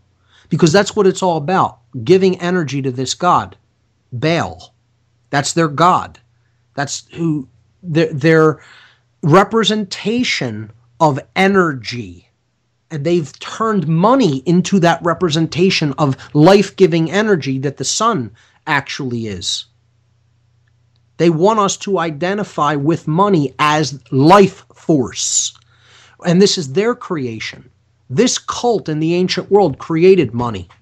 And it's what they have all of us doing all of these horrible, immoral things to each other for. To acquire this force, this illusory force that they call money, that they made to help keep us alive. We think that's what actually will keep us alive, when it's actually leading us into our own grave, unless we wake up in consciousness and turn this around. But that's become most people's God. It's their God, and by proxy, through the symbol of money and the energy that they have basically gotten it to represent in our minds, it's not actually that thing, but it represents that to most people. They believe it as if it were real. They've gotten us to worship their God through that. So this sacrifice season would be done in early spring up to this midpoint of spring, and it was a fertility rite to offer blood to the earth in order to have the gods that controlled weather and the growth of crops in their minds in the very ancient past, to give a bountiful harvest so that they would have a lot of food to sustain them through the dark season, which is the winter, where crops don't grow for about 6 months. Okay? So the favored season was very important, the time when the sun was in the northern hemisphere, because that would make or break the whole population for the year that the sun was in the southern hemisphere. Because that, again, that winter season, you know, that's called the season of death in the ancient world, because crops don't grow and you have to have a good harvest so you can put enough food away to sustain your population through the winter months. So Walpurgisnacht is the most important holiday for that reason, or Beltane, which means Bel's wheel. And this is called Bel's wheel because the sun is Bel, that's the sun god. He was a bull god because he was in the house of Taurus. Okay, and that was the beginning sign of the zodiac 4,000 years ago. Just like Aries is the beginning sign now, or the line between Pisces and Aries is actually the beginning sign now, but back then it was Taurus. Okay, so that's the most important holiday other than one's own birthday. That birthday is considered a special holiday. So you might do your own rituals or sending of energy during that time, but it's not a time of gathering. The other 8 time periods are times of gathering. And I would say the solstices and equinoxes are definitely minor. They're not as much important as placed on those. And I would even say that there's a greater importance placed on 2 of the Sabbats. And I would say that these are the ones that have to do with the sun's orientation with respect to the center of the galaxy. See, because the great sun is toward Scorpio. It's actually between Sagittarius and Scorpio. This is the supermassive black hole at the center of the galaxy, which emits the most light, actually, because that's where the biggest clusters of stars are in our galaxy. So this is the central sun of the entire galaxy. And the Taurus line, actually the line between Taurus and Gemini, points away from the center of our galaxy. And I would say that if you had to pick one high holiday of the satanic calendar, it would be the one that points toward Taurus, which is the Beltane. So this is notable because it's away from the light. Okay, it's away from the center of the galaxy, not toward it. The one that's coming up is the one that's toward the center of the galaxy, which is Halloween, which I'll get to in a moment. Let's move to the summer season. The midpoint of summer is Lammas. Okay, it's also referred to as midsummer. This is August 1st. And I would say of the four major Sabbats, it's one of the lesser ones in the major Sabbats. The two big holidays are 6 months apart from each other, the spring and the fall season, the midpoints of the spring and the fall season. That's Beltane or Walpurgisnacht at the midpoint of spring on May 1st, and Halloween or the midpoint of fall on October 31st. So this is the next major Sabbat. It's called Halloween or All Hallows Eve, and in the older tradition, specifically, this language is, I believe, Gaelic, comes from the Druidic tradition. It's called Samhain. Okay, so Samhain, that's spelled Samhain, or Halloween or All Hallows Eve is October 31st. This is another high holiday in the occult, but I would say it takes secondary position to Beltane or Walpurgisnacht. The last Sabbat is February 2nd. That's the midpoint of winter, and that is referred to as Candlemas, and in the older occult tradition, that was referred to as Imbolc. Okay, so midsummer is like a celebration of the summer season. The sun is at its high point. Sometimes sex or fertility rituals could have been practiced there, but it's basically about harvest as well, because you're now harvesting the bounty that you laid down during the spring. All Hallows Eve, Halloween or Samhain, is a time of reflection because you're really getting ready to head into winter at that point. It's a time of preparation. It's a time of reflection. So you think about ancestors, the spirits of the dead. That's why it's called All Hallows. All Saints and Souls Day is right around this time in the Christian tradition. So it's like recognizing that you're going into the long dark night of the soul, because you're going into the long dark night of the winter season that lasts for a full 3 months. Okay, so winter's midpoint is Candlemas or Imbolc, and this was traditionally used as a time of predictions, of looking forward to the future. In the modern day, we have Groundhog's Day celebrated on this day, and it's about weather prognostication, right? The groundhog comes out of his hole, his cavern, his lair, and either sees a shadow or doesn't. We either have a longer winter or an early spring. So this is about basically looking toward the future, because brighter days are coming, because we're getting ready to the sun's getting ready to come back up into the northern hemisphere again at the 0 point at the spring equinox. So it's like, a point of saying the hard part of the winter may be over at this point, and the spring thaw is getting ready to come on, and we have to stick it out for several more weeks. And this could be the tough time of the year if there wasn't a great harvest, or if there was, again, this is a time to look forward to the coming spring. So that's traditionally what these holidays represent. And again, there's 8 of them in total, plus the birthday, which makes 9. And that's a significant number in the dark occult, 9. Okay, because 9, again, has significant properties numerologically. When you add it to anything, the ultimate value doesn't change. For example, 9 plus 1 is 10. 1 and 0, when you add them together, is 1. So you added 9 to 1, and you're back to 1. If you do this with any number, so like 9 plus 8 is 17. 1 plus 7, you're back to 8. You could do that with any number. It doesn't matter how big or small it is. When you add the result, you're always back to the same number. So this represents ego, because it's symbolically saying that you can't add 9 to anything and change the ultimate result. So like if you want to affect change in the world, you can't really add ego to it and get any change. And this is what they want. They don't want the world to change. They want it to stay under their control.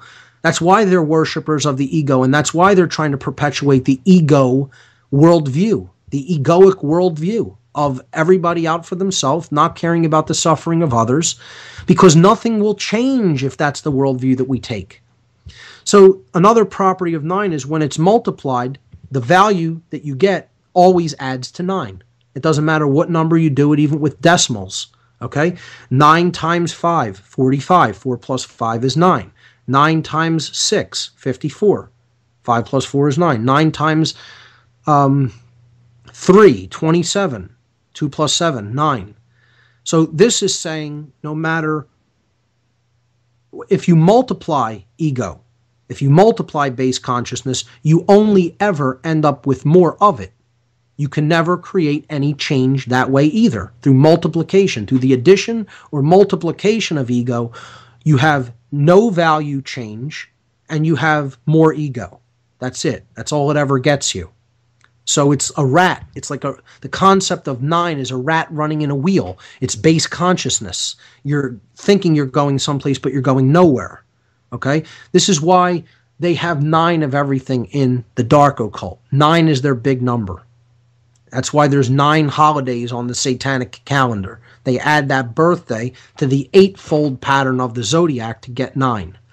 And what do you think of the number of the beast thing with 666? Well, I've heard that it actually means 999. And to tie that in, what do you think of Herman Cain's 999 plan? Okay, I'll answer all of that. First thing is 666 and 9 are the same thing. Do the gematria reduction. 6 plus 6 plus 6 is 18. 1 plus 8 is 9. So 666 and 9 are the same thing. That's why if you just look at LaVey in the Satanic Bible, he talks about 9 being the number of Satan. Or it might even be in the Satanic rituals. Okay? But he says 9 is Satan's number.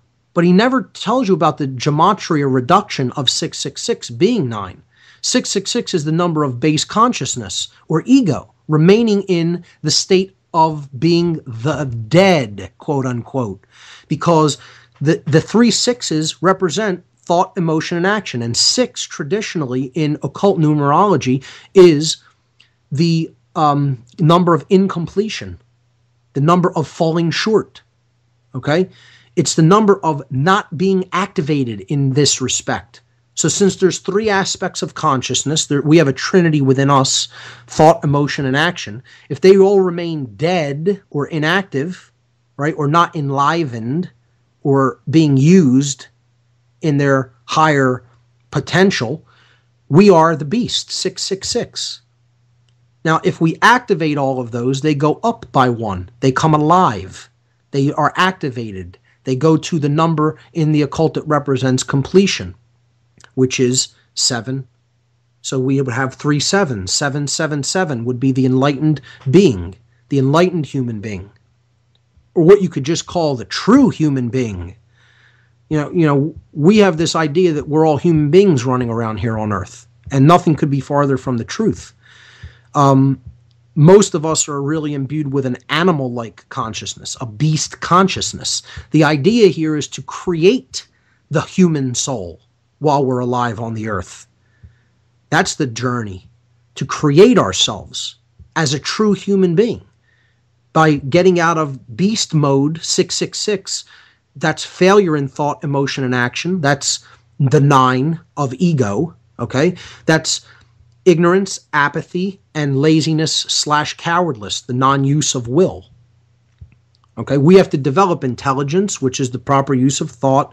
We have to develop true care, which is the proper use of our emotional faculties, and we have to develop true will and courage, which is the proper use of our actions, our active capacity. And if we don't do that, we remain as the beast, 666, instead of becoming the true man, 777. So there's a number in the occult that represents the divine, and I mean the real creator of the universe, the infinite one, the infinite trinity, if you will, okay? The infinite threefold aspect to everything. The 888, three infinity symbols. So if I told you that 888 plus 777 equals 999, you'd say check your math, right?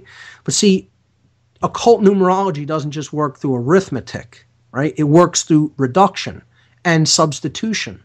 So, see, 777 is the number that represents closeness with the Trinity, or the activation of the three.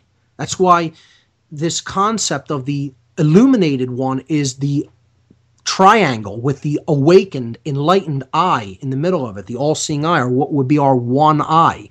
This is why they put this on money, to try to put that symbolism in our minds as money, okay? Because they call it the one eye, mon eye, money. This is wordplay and symbol used in conjunction to get us to identify a concept with something that it has nothing to do with.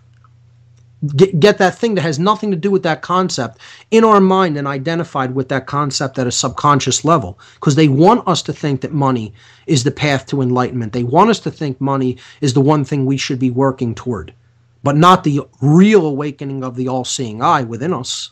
You know, they don't want that. They don't want the real one eye being awakened. They want you to just accept this as the proxy, the fake in place of the real thing. So to go back to the numbers, if we reduce 777, meaning add them together and then reduce the value to a single digit, we would get 7 plus 7 plus 7 is 21. 2 plus 1 is 3. There's the Trinity. So that's the high number of consciousness, 777, and it reduces to 3. Okay? 666 reduces to 9. And here's another concept, the number 93, the number of the will, of the power of free will. Falling short in that is 92. And that's why we had 9/11.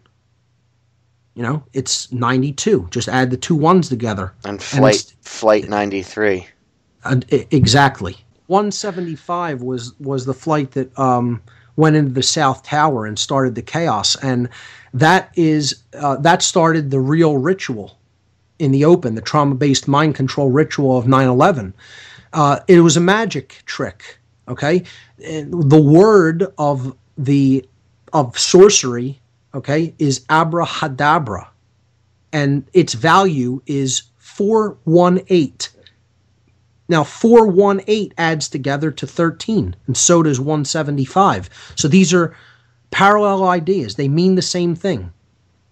175 and 418 are equivalents. And if you add 175 up, it equals the number 17 and 5. If you add them 13. Together, it equals 13. Wow. Right. Just like 418 does, the number that represents abrahadabra. The occult word of influencing great change, often in a chaotic way. And that's exactly what 9/11 was about. And that's the flight that started it, because that's the flight that hit the South Tower. Another number of chaos and a number of sorcery is 11, and that's the flight number that hit the North Tower. So going back to Flight 77, 7 is another number in this, numerology, hidden knowledge they have, right? 2 of the 3 sevens. 2 out of the 3 means that care isn't present. That's who was directing the whole thing. The psychopaths who have enormous power of intellect, not holistic intelligence, but intellect, and have the will to act.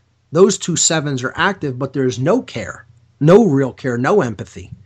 And that's what they would need to conduct something like that. And that's the flight that allegedly went into the Pentagon, where the psychopaths who were really running this psyop were at. Wow.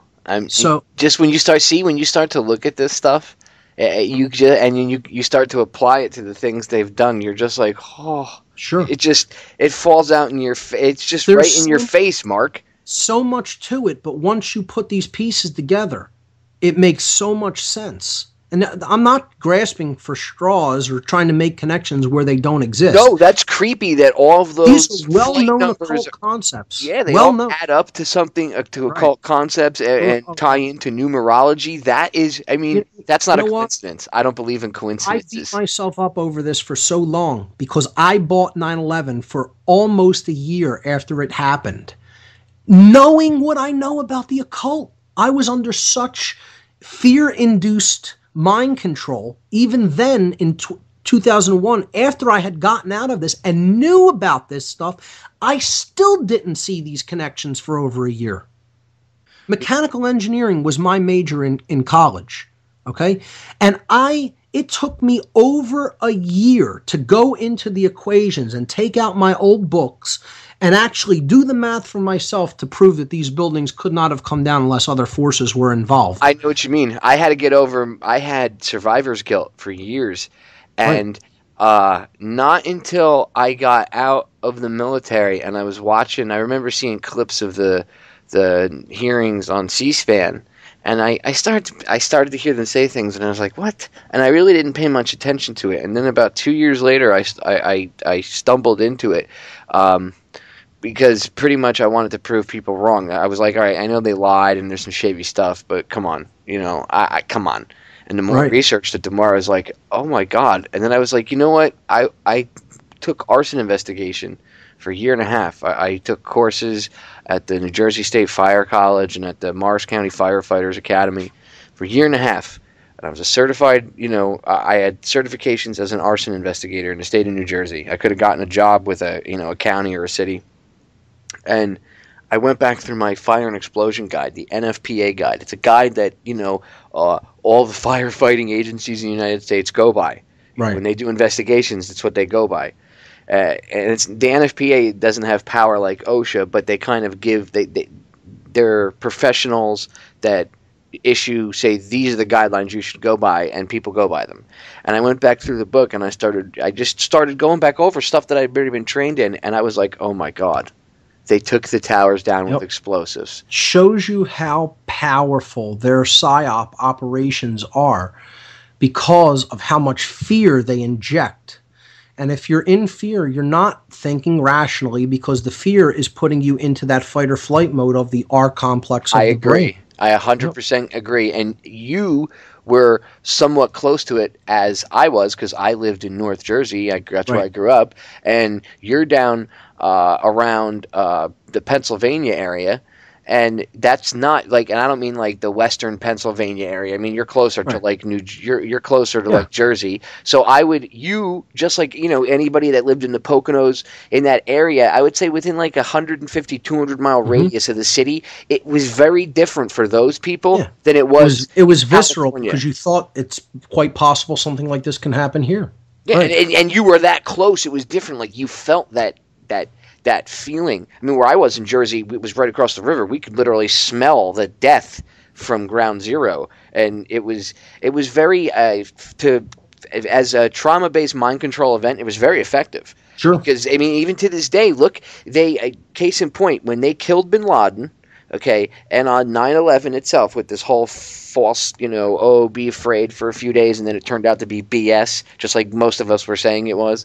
Okay, they tapped into that emotional pocket, that compartment that they created with that mind control, that trauma-based mind control, and they tapped into that compartment. And you see people waving flags, and if you mention 9/11 truth, I mean, all the years past, people really weren't saying nothing. And you bring up the 10th anniversary, all of a sudden it was, screw you, and that wasn't even a response that somebody might normally have. It was Right. it was a programmed response, and they were playing off of that compartment from 10 Sure. years before. They did it with the Bin Laden thing too. I mean, I know a lot of that, the parades and stuff were staged, but when it again, he was the boogeyman that caused 9/11. He was the bad Right. guy that caused that trauma to them. Yep. It's a programmed reaction. They don't call it problem reaction solution for nothing. And I sometimes beat myself up for not seeing it on the first day, even with some of this knowledge. You know, it took me even almost a year, I would say, to start coming out of that trauma-based mind control that this psyop was all about. But I want to briefly go back to the numerology, because you asked about Cain's 999 plan, okay? And his name being Cain is pretty strange in and of itself, that they're pushing this guy. And he worked for the Fed. Right. And 999 is the number of cosmic completion in the occult, because it represents the divine and the enlightened, awakened man, or human, I should say, in general, 777, merging, coming together.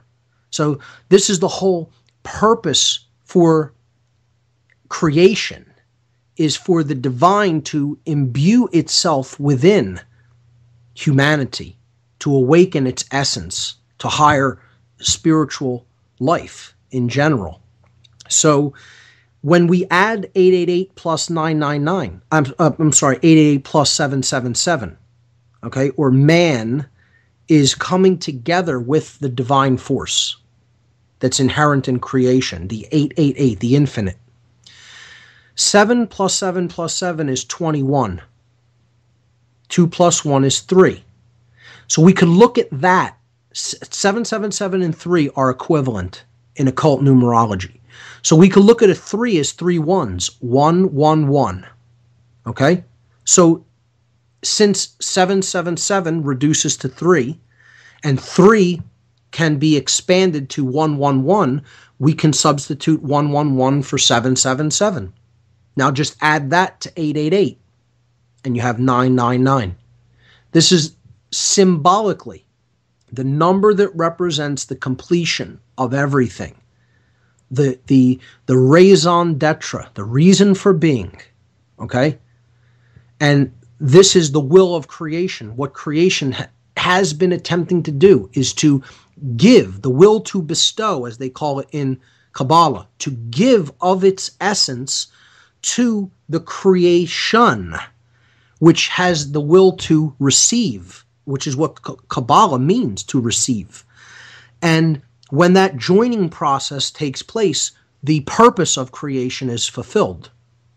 So 999 represents the highest of cosmic completion. 888 merging with 777. Okay? And it is the inversion of the beast. The beast is conquered. 666 inverted is 999. This is why he's using this to promote his campaign.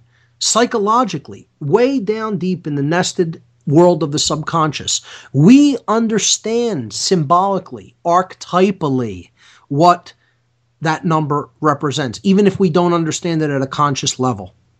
It's like ancestrally within us at a subconscious level, because these concepts have been talked about actually for time immemorial, back into the ancient past, and carried down through word of mouth, through the oral tradition.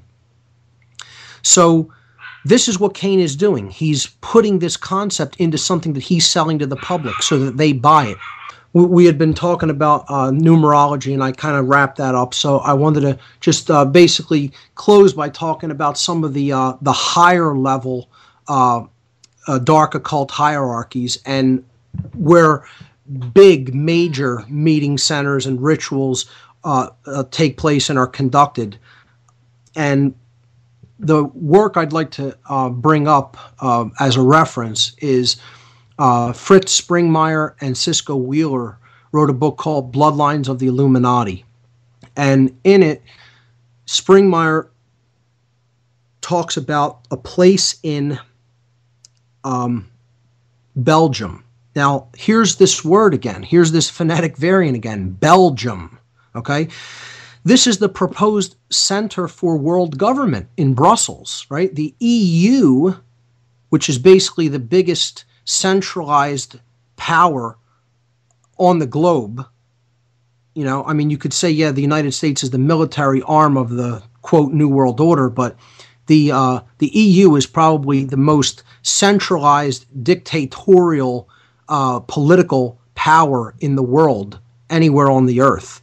And their operational headquarters is in Brussels, in Belgium, a country which you wouldn't think exerts the kind of influence that it does, but that's where the EU is headquartered at. So the country is named after this god that we've been talking about. And the city that this place that Springmeier and Wheeler have documented is where some of the biggest occult, dark occult rituals take place at. And I'll get to the actual place in a moment. The city that it lies on the outskirts of is Bouillon. Now here's that word again. Bullion. Or in other words, bullion. Like gold bullion. So it's a gold bull. Right? The word bull is in bullion. That's why there's gold bullion. Okay? The golden bull. Baal. Bell. Bill. All of these phonetic variants of the same name, the same god. Just do some research on it. Look up Bill, Bell, Baal. Okay? And you'll understand. What are the odds that the city that this lies on the outskirts of, this place I'm going to talk about in a minute, is called Bouillon? There's that phonetic variation in the country of Belgium. Okay, and the place is called Château des Amérois. Okay, and that's French, and it means the castle of the kings. And again, that's what these people refer to themselves as, the kings of the world. They're God here in their minds. And at this place, high-level rituals are conducted, where there are sacrifices of people, mostly children, because, excuse me, they want the purest of human blood to use for their sacrifice. Fritzmeier and Wheeler also wrote another book called How to Create an Undetectable Mind Control Slave, where they talk about extensively trauma-based mind control. And their account of the Castle of Kings is borne out and verified by Arizona Wilder, who claims to have been at the Castle of King, what's called Mother of Darkness Castle, where she performed certain rituals and witnessed sacrifices taking place. Now, to me, there's no coincidence when you get down to their usage of words. Again, the world is ultimately controlled through words. Okay? And if we just take this as something that is pure chance or coincidence, we're missing the bigger picture here. They name things specific ways to elicit specific responses and to imbue things with certain forms of energy. It's no mistake that all of those things that we talked about have this phonetic variation of Baal, Bill, Bell in them. And there's even more than that we can go into. But I think you see that there's, it's way beyond coincidence. So I'd highly recommend Springmeier's work, those two books in particular. And I would recommend checking out whatever videos that you might be able to find on Arizona Wilder. I have that book on ebook too. It's I haven't read it, cover to cover, as it were, but I've skimmed through it, and it's really, really some creepy stuff. And again, this is goes back to Babylon. This isn't stuff that they Sure. just figured out years ago. This has been going on for thousands of years. It's the old religion. That's why they call it the old religion. The New World Order is the same as the Old World Order, only the names have changed. That's all it is. It's all the same methodologies for control over the human mind. I would recommend Kathy O'Brien's work on Transformation of America, her and Mark Phillips. Definitely check out Bryce Taylor. Thanks for the Memories.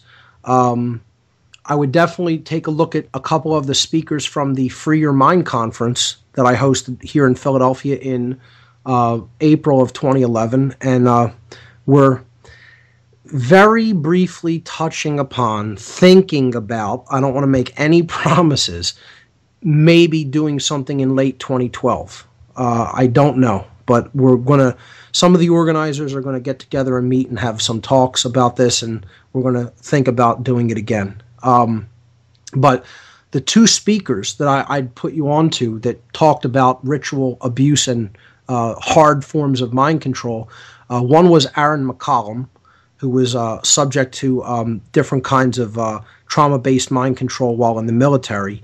And I would definitely highly recommend the presentation that Jay Parker gave at the Free Your Mind conference. Jay's a good friend of mine, and he really, really got into how they fracture the mind and how they maintain their control over the people within their cult system, because a lot of them just have grown up in this and this is all they've ever known.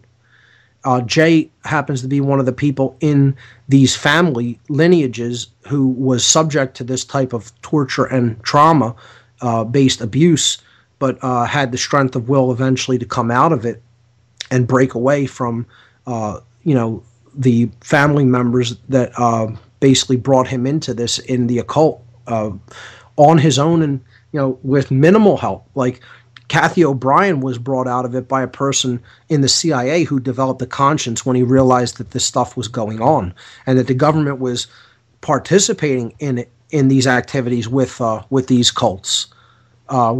Because ultimately that's who's running it. It's not the government. It's not that the government was looking the other way and just participating on the side with some of the people involved with Satanism and dark Luciferianism. Satanism and dark Luciferianism is what's running the governments in all countries. In the highest echelons of power, this priest class is who's ultimately in control behind the scenes. It's not the other way around. It's not, some government officials are involved in these little groups.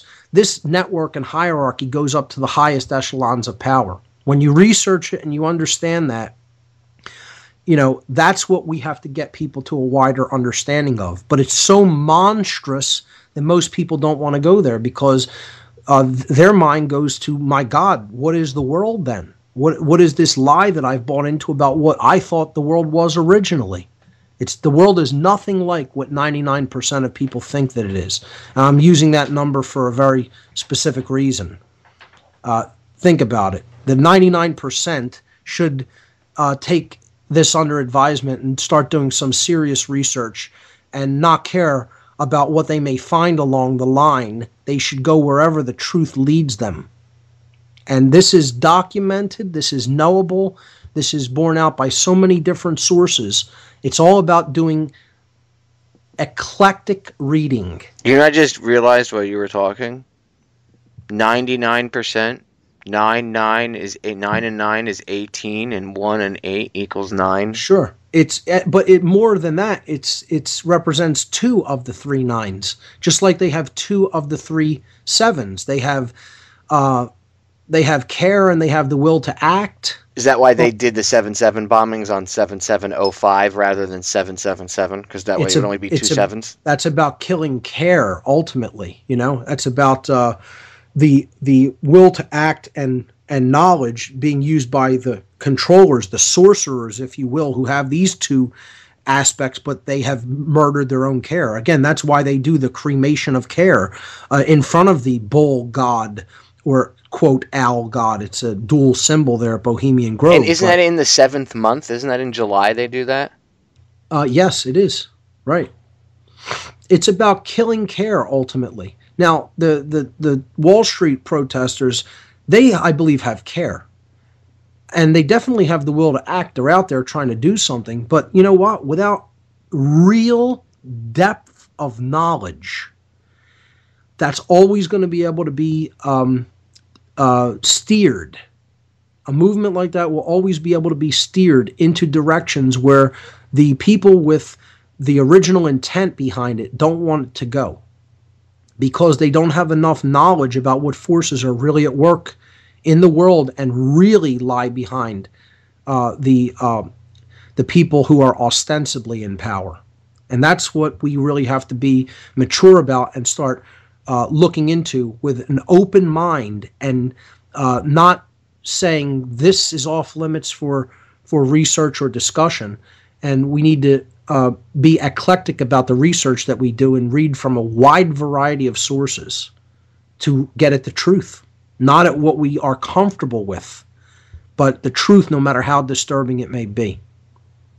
I agree, because you can't solve the problem and get rid of the disease if you only treat a symptom. You have to treat the entire disease. That's right. And right now the disease is Satanism. I really think, I know a lot of people talk, smack about Gunderson, and they say, oh, well, he was still a Fed and he did some screwed up things. Everybody, that a lot of people I've met in this, not everyone, but a lot of people I've met in the quote unquote truth community have done a screwed up thing here or there at one point in time.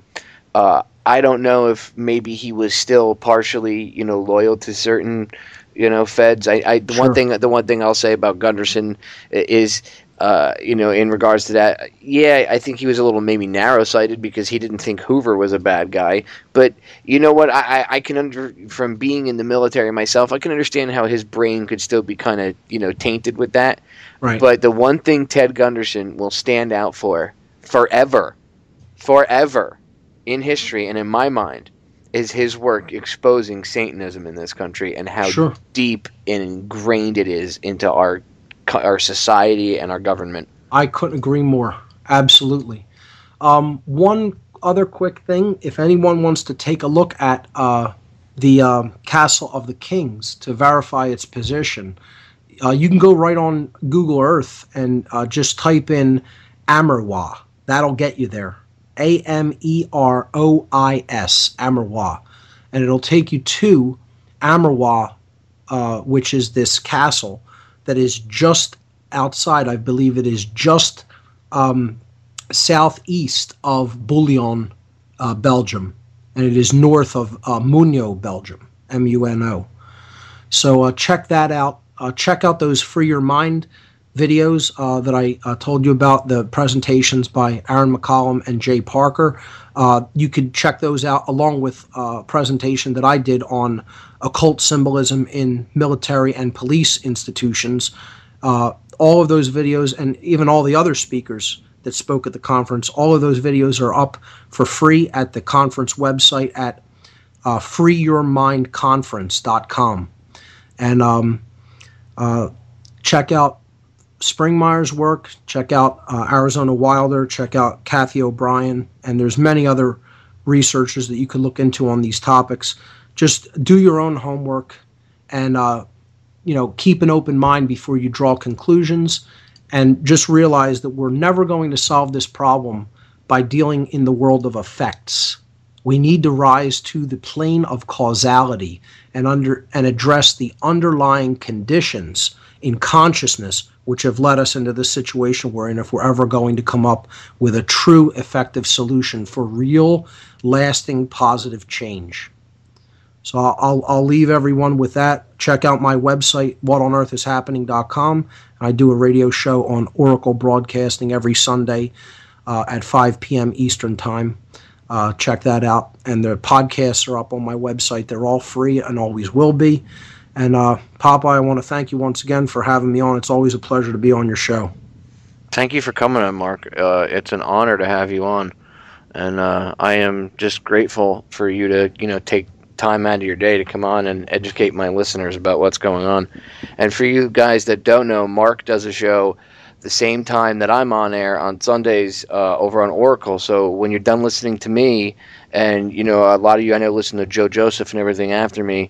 So once you're done listening to Ryan, go over to Oracle's website and grab Mark's archive, and don't just listen to it. I suggest you rip it and download it and archive it. And he always puts in, what he talked about, and put a little, just give it a little title so you know, and a date or whatever. But I rip Mark's archives and listen to him. So I'm telling you, you should go rip his archive and listen to it as well. There's everybody complains that usually by around 10 o'clock at night, 11 o'clock at night on the weekends for the weekend shows, sometimes they don't find anything interesting on. Well, go rip his show and listen to it. Or if during the week you got nothing better to do, you're at work, you can put it on your phone and just play it, and play it on the speaker or your little headset and just listen to what he's talking about. Okay, if you have to go back a couple times and listen to the same show, do it. But really, I listen to his stuff. Everybody wonders where I get my knowledge about. I mean, Mark's not my sole source, but he helps not only verify stuff that I know, but if there's something I don't know, he goes into detail. That's one of the reasons I brought him on today. That, and Mark's a friend of mine, so I like to hang out with him. But mostly just to give you guys info. So again, Mark, thank you so much for coming on my show. I really appreciate it. And is there anything coming up, any speaking engagements that you have that you might want to plug or anything? No, there was a potential one. I don't think it went through. There might be something that I'm going to be doing in the near future, and I'm planning a presentation that I'll probably announce on my show, and a venue I have in mind. Nothing firmed up yet, but when we finalize a venue, I'm probably going to be doing a presentation called Heart Control, which is something I've been wanting to put together. We talk a lot about mind control, but we don't talk about how we're emotionally controlled very much. This is arguably an even greater form of behavioral control through the emotions. One of the main places, of course, this is exercised is in the identification with family members who do certain activities, and not being able to see how they're actually breaking natural law and abusing people's rights because they are our family members. This is why so many people who have family members who are in the military or in police institutions never really come out of the mind control of the acceptance of these institutions and what they are doing, their immoral actions, because they are identifying with the love of the individual in their family, as opposed to being able to be detached enough from looking at their relationship with the individual and to actually see the individual's actions and judge them on a true moral basis. So I'm going to put a whole presentation together on what I term heart control, or it's a form of emotional mind control. But as I said, I don't have a venue definitively set up, but I will pretty soon, and I'll figure I can roughly say that'll probably be coming up within the next month or two, and I'll announce it on the show. One other quick thing, I do host monthly screenings for a group called Truth, Freedom, Prosperity in the city. The last Wednesday of every month here in Philadelphia, Barb and I get to pick a film that we want to show the community here in Philadelphia. And we have a nice screening room at a place called Media Bureau, who lets us use their screening room that they usually use for screenings of independent films as part of the Philadelphia Independent Film Festival. But they make their screening room available to the group Truth, Freedom, Prosperity, who Barb and I both work with in Philadelphia. And we do a documentary screening at the end of the month, the last Wednesday of the month.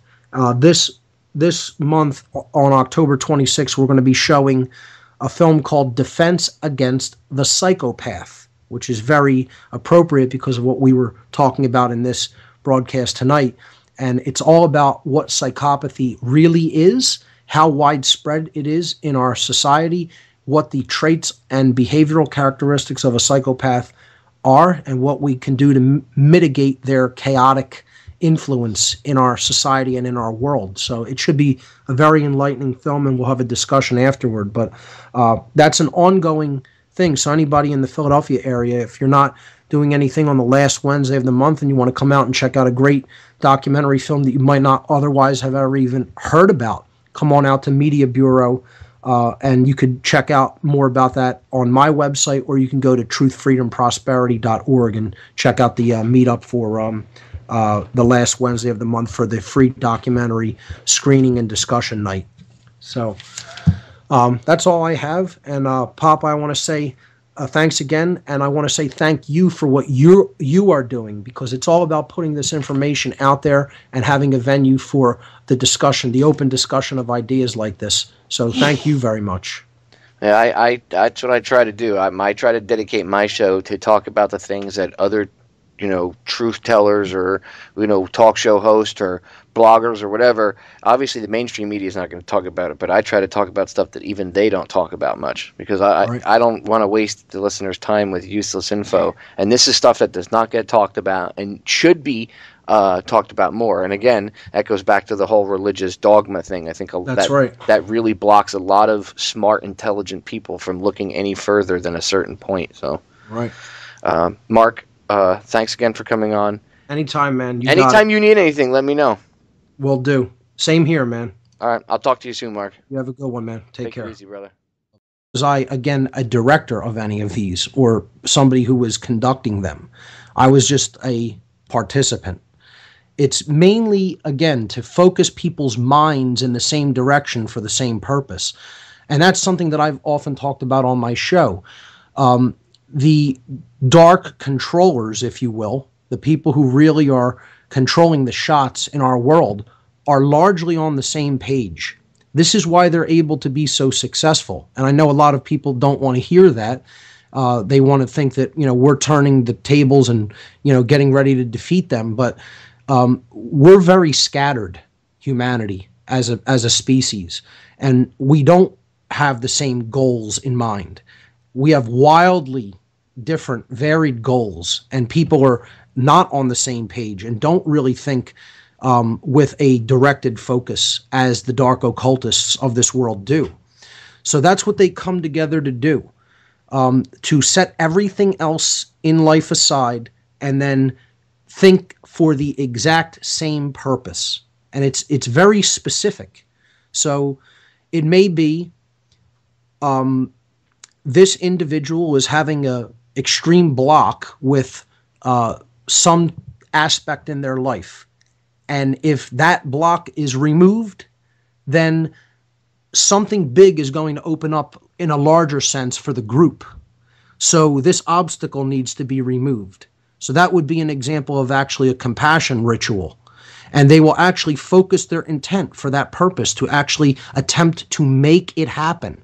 And then it's not, just if the people who are there are working together in real life and they're not just, assembling, gathering, and then going to their respective, daily lives and routines. Some people do work in close conjunction with each other in the real world, aside from, the times when they come together to participate in rituals.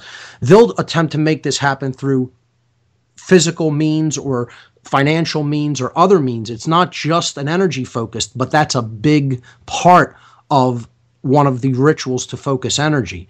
Another one might be purely to direct negative energy at someone. So this is a destruction ritual. I participated in one of these, and in a smaller group, or what they call grottos. The groups are not called covens in Satanism. They're usually called grottos. And in one of the grottos that I participated in, a ritual, the destruction ritual was done for someone that I actually had in mind. And I won't go into details about what happened, but the individual did suffer a really negative circumstances in what I would consider short order of time after that ritual was actually conducted. Now, you could say that's a coincidence, or you could say that, that ritual didn't actually make the events of this person's life unfold in a negative way. But, this person basically lost their job. They became, addicted to hard drugs, whereas those situations weren't present before that energy was focused and, quote, thrown. So part of the mystique involved in Satanism of all different varieties is that you don't question the usage of.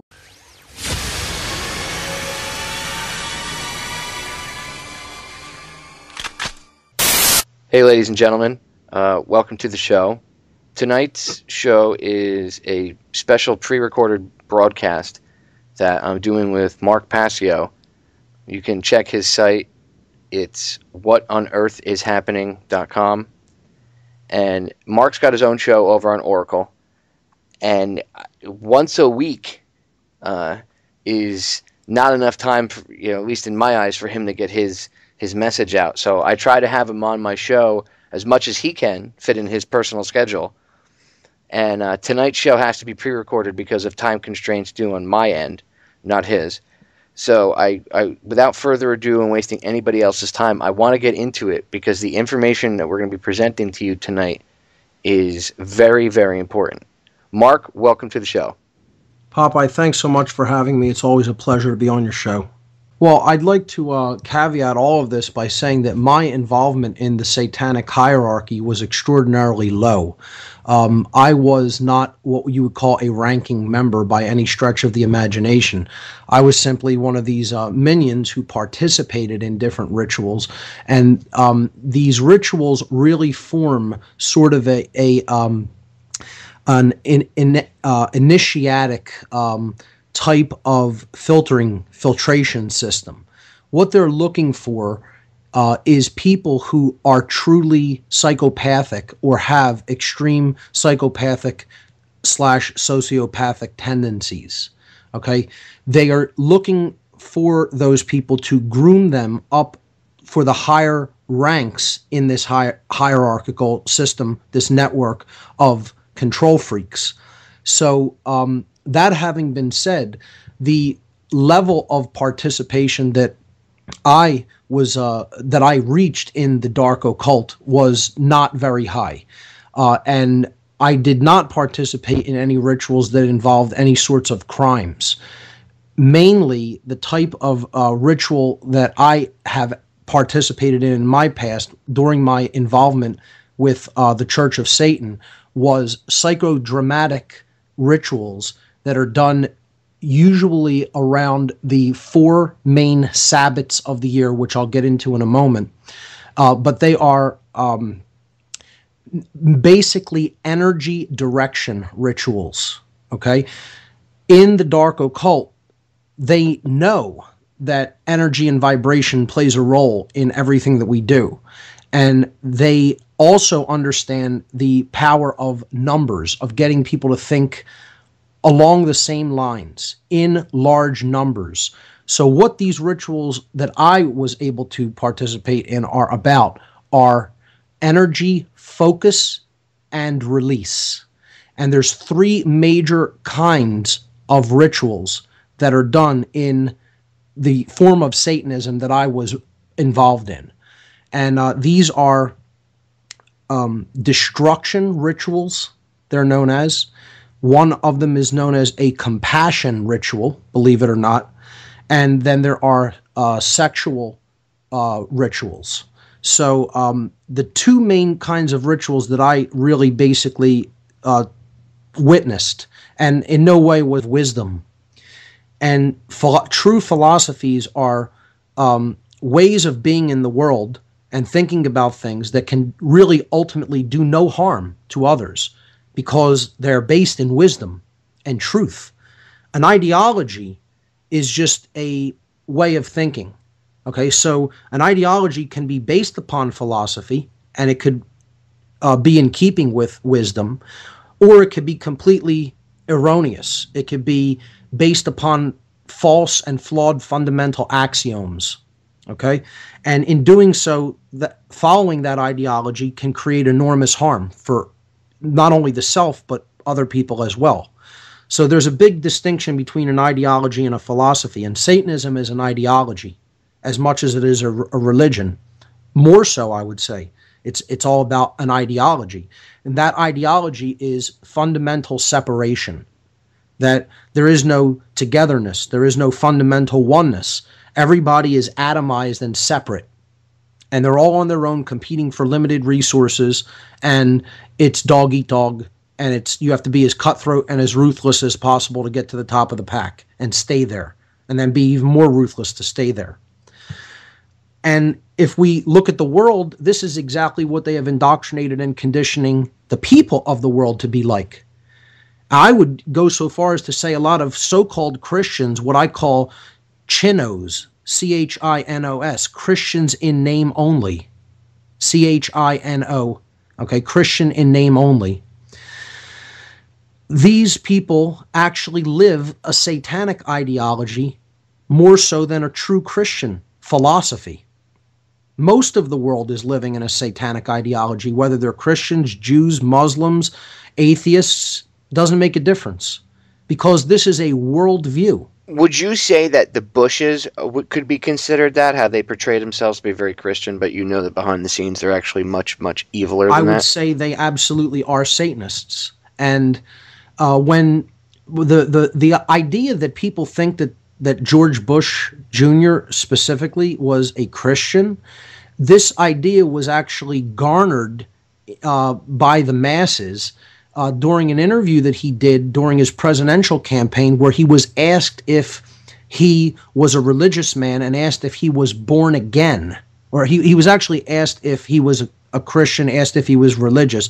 And what he responded to the news interviewer, he said, "If you're asking me if I am born again, then the answer is yes." And he didn't mean born into the light of Christ, or he didn't mean, as a born-again Christian. He meant he was born again because of the initiations that he had undergone in the dark occult networks that he participated and was brought through and groomed through to reach his position of power. And I'm referring, of course, to the Order of Skull and Bones. That's what he meant. He was born again through their initiatic system. The Skull and Bones is a clandestine dark Masonic order that operates out of Yale University, and they have rituals of symbolic rebirth, of dark masonry. So that's what Bush was referring to. He wasn't referring to being born again into the mindset of Christ consciousness, what they call dark magic or black magic. Because if it serves the purpose, if you witness the result after the energy is amassed and then directed, you consider that was why that occurred. To not basically give credence to that, and this is in their system of beliefs, what they say is then you are denying the power of the self to actually direct that, and in doing so, that confidence loss will never allow that really to happen for you again. So it'll say like that form of magic will like kind of backfire against you, or not, at least not backfire, but fizzle out and not work for you anymore. So their whole idea is to maintain a suspended disbelief, I guess you could say, and say, this is why it happened. It didn't happen for any other reason. It happened because we made it happen. And some people, again, they will be very dismissive of that. But I would say that this is how the law of attraction works at a certain level. If you can get enough people thinking the same thing, you can change events in the physical reality in which we live. Look, if you're going to get into the realm of conspiracy, you have to touch on this research. I don't think that religious dogma should block people, although I know it does. A lot of good researchers allow their religious dogma to block them from looking into this, and they just denounce this stuff as misdirection or crap and everything else. But you have to understand the things that your enemy is really up to if you have any hope of trying to defeat them and turn things around. You have to get into their mindset to the extent that you actually become a reference guide for that entire psychology. I love the way Michael Tessarion actually words it. He says, each one of us needs to become a walking encyclopedia of evil, meaning to understand how all of their methodologies and how their psyche functions. You have to know the mindset of your opponent when you sit down and play a chess game. And that's really what we're involved in, a war of strategy and a war for the minds of people. And if we don't understand the mindset, the psychology of our opponent, we're doomed from the very outset. So a lot of people are blocked in the sense that they'll make the statement that they don't believe in any of this stuff, therefore it doesn't affect them.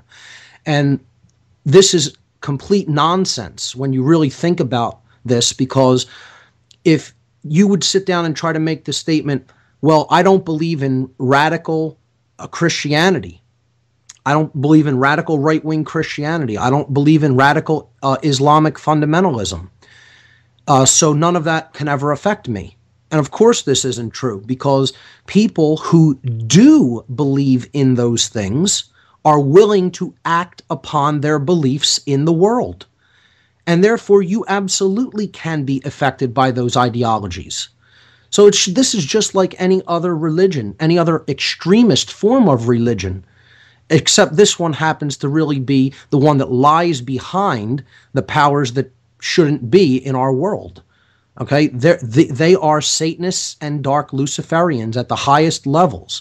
And, I don't know if we have time to get into what that ideology really entails. I mean, we can go into their year and the breakdown of these different points in the year and where they conduct their rituals, the times of the year that they conduct their rituals. Yeah, I'd like to get into that, and we have plenty of time. Go ahead, Mark, get right into it. I think the first thing I'd like to touch on is the basic ideology of Satanism, because most people, when you say Satanism, they have a completely erroneous view of what this religion actually is all about.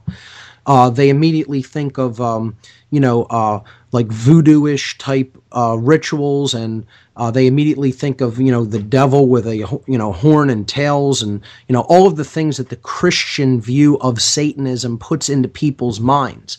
Now, I'm not going to tell you that extremely devastating, murderous rituals don't take place where people are killed, because they do, and tortured. That was not my level of involvement, because I developed a conscience after witnessing the kind of people that were involved in the lower level rituals that I attended at the beginning of, my involvement with some of these grottos. So I pulled back from it before going into deeper levels. So my level of involvement, again, didn't involve any committing of crimes or hurting other people or torturing people. It was largely ideological and religiously based. So the ideology of Satanism is ultimately what runs this world. And what I mean by that is it's not so much of a religious belief system as it is a way of living. It's a way of interacting with other people. And it's a mindset. It's a worldview. It's a way of viewing yourself and others in the world and then acting accordingly. That's really what Satanism is. So what the main tenets of it is the self is the most important thing in the universe. That's the God in Satanism. The ego is worshipped, okay, is put on a pedestal above everything else. And I mean in a very selfish and worldly way. Okay, so whatever's good for you is what is good. Whatever's bad for you is what is bad. It's moral relativism. Okay, there is no objective right or wrong in Satanism and dark Luciferianism. If the self benefits, that's what is good. If the self is harmed, that's what is bad. If doing something that harms others and benefits the self, okay, take an example where someone else is harmed, but you profit. That's good in Satanism, okay? If great amounts of good can be done, but maybe you don't end up, the winner or the one who profits, that's considered not good. That's considered bad. So, in other words, it's always from the point of view of the self profiting and gaining over others. And everyone in the religion has this mindset. So it's like a dog-eat-dog mindset. It's social Darwinism. Literal survival of the most ruthless in society. So that's what this is based on. It's based upon social Darwinistic ideas. And I don't call this ever a philosophy. I think the listeners should have a distinct understanding between the concept of a philosophy and an ideology. Philosophy means the love of